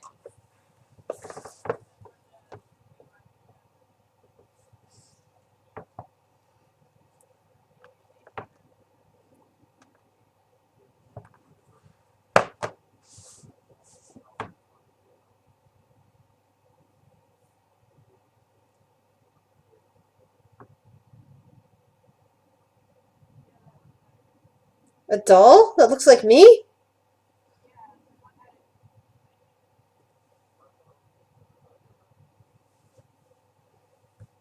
Isaac. Yep.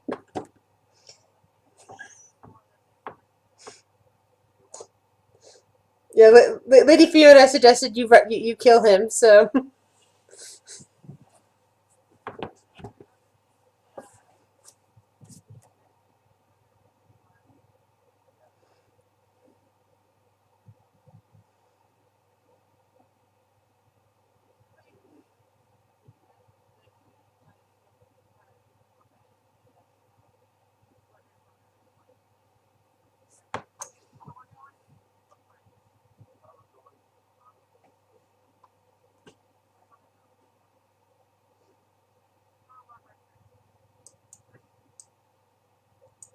I thought you guys were going to go to your next stop, because if you said if this place wasn't safe, you were going to head to the next one.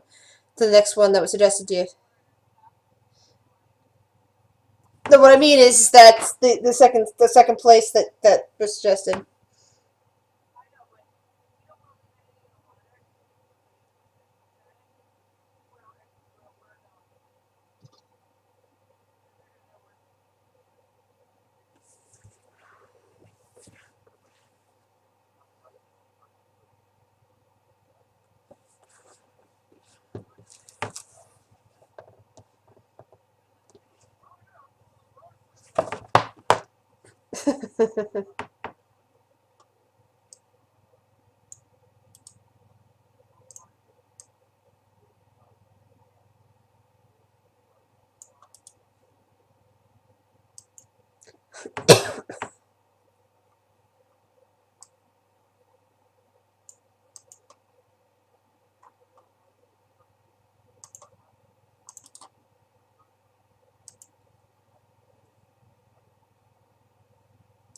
That was in the village of Barovia.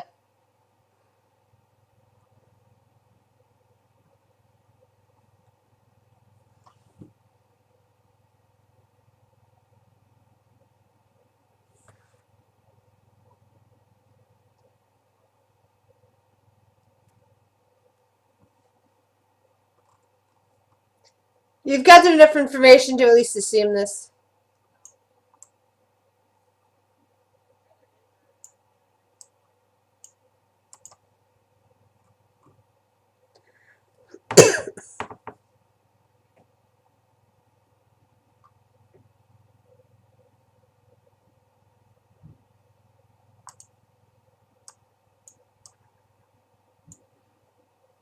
Ismark?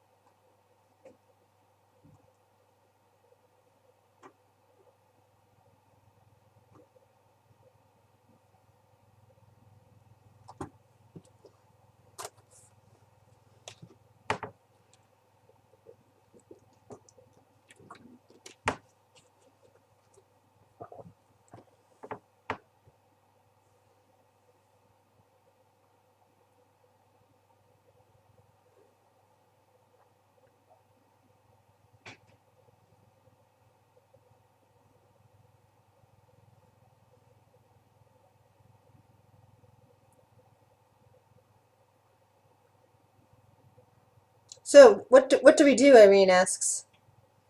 Are we going to the Abbey?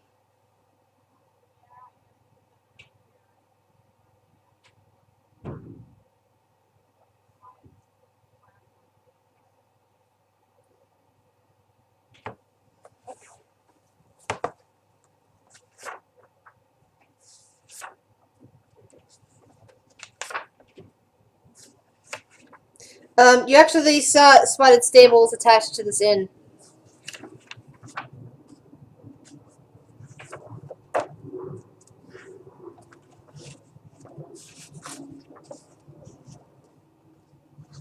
Yeah, you kind of got that from the last town.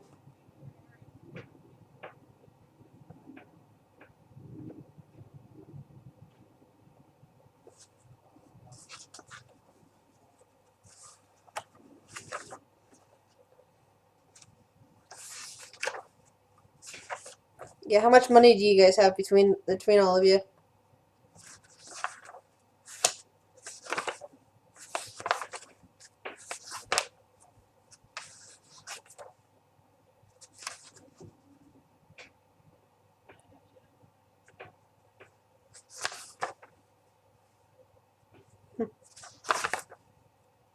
Or how much stuff do you have to sell?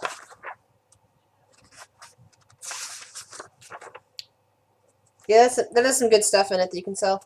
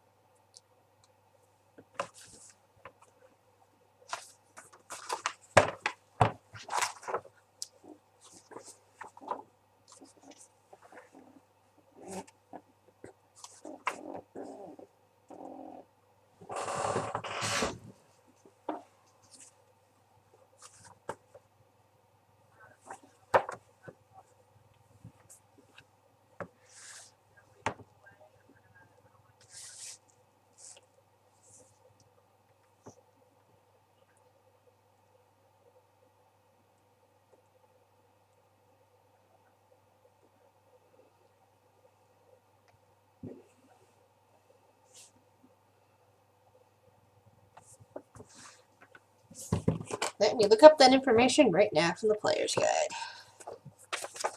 Because I'm thinking that yes, your character should know that, but I want to be able to give you how much that is.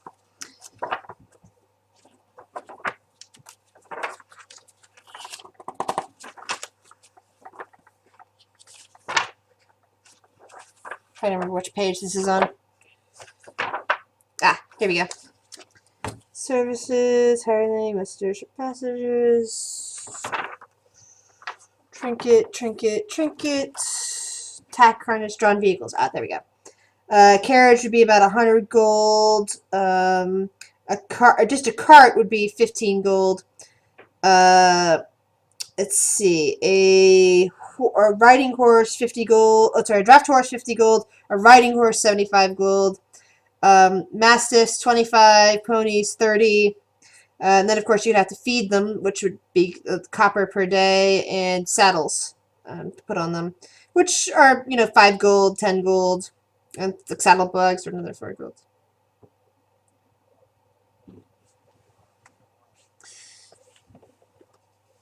Yeah, that wouldn't be enough for horses that are in service. They need a better diet than that. If they were horses just wandering, yeah, if the horses were just wandering around doing nothing, just living for themselves, then they could live on the grass. But because they're being pressed into service by humans and humanoids, no, they wouldn't have enough energy in their bodies to be able to do what you want them to do, which is grass.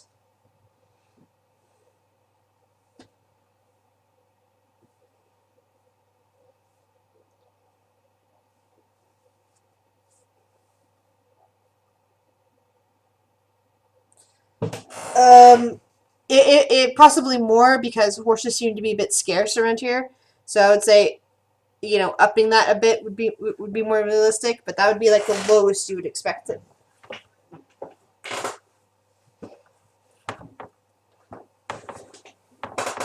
I don't know if you have a price listing for a cow or an ox here, but things you've Yeah, things you've seen around. Donkeys are not that expensive. 8 gold according to the book, which probably translates more to like 20 gold if in this place, just because animals are a bit more scarce, and considering the pretty much everything's static.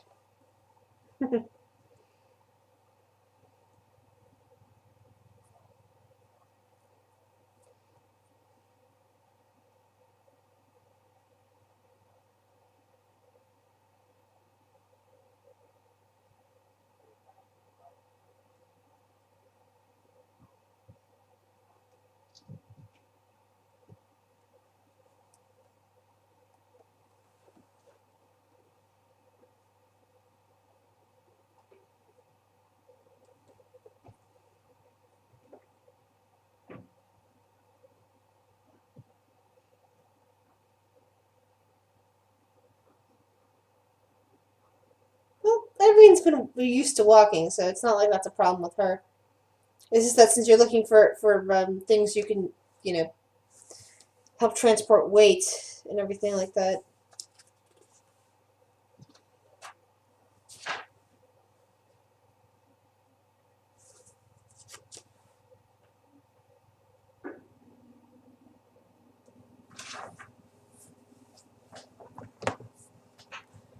All right.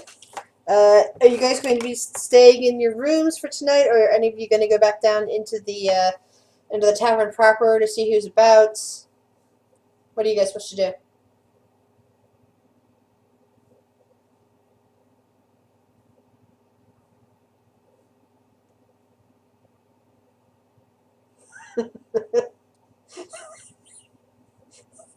Yeah, you called yourself fed.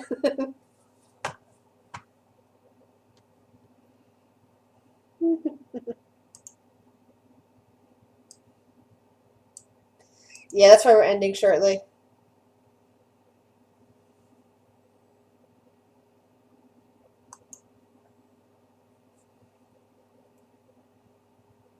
So, Kitty, up to you. Do you wish to go back to your room or and sleep for the night, or do you wish to poke around in the tavern down below and see if anything's going on down there?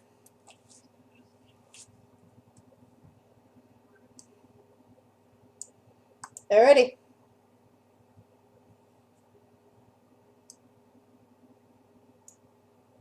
Yes, you will get a long rest from all this.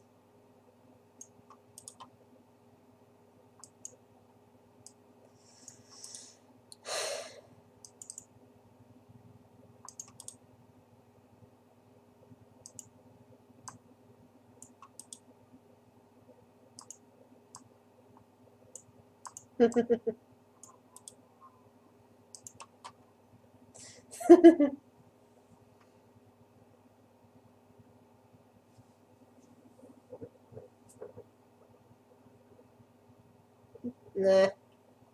Alright. So, since I know I'm tired and some other people in here are tired, like I said, I wanted to just do a short session today. Next week we'll come back with you guys traveling out, and should be a good opportunity for battling lots of stuff at that point. This one was a good session for role playing, I think. Anything else your characters wish to do before we close for the night?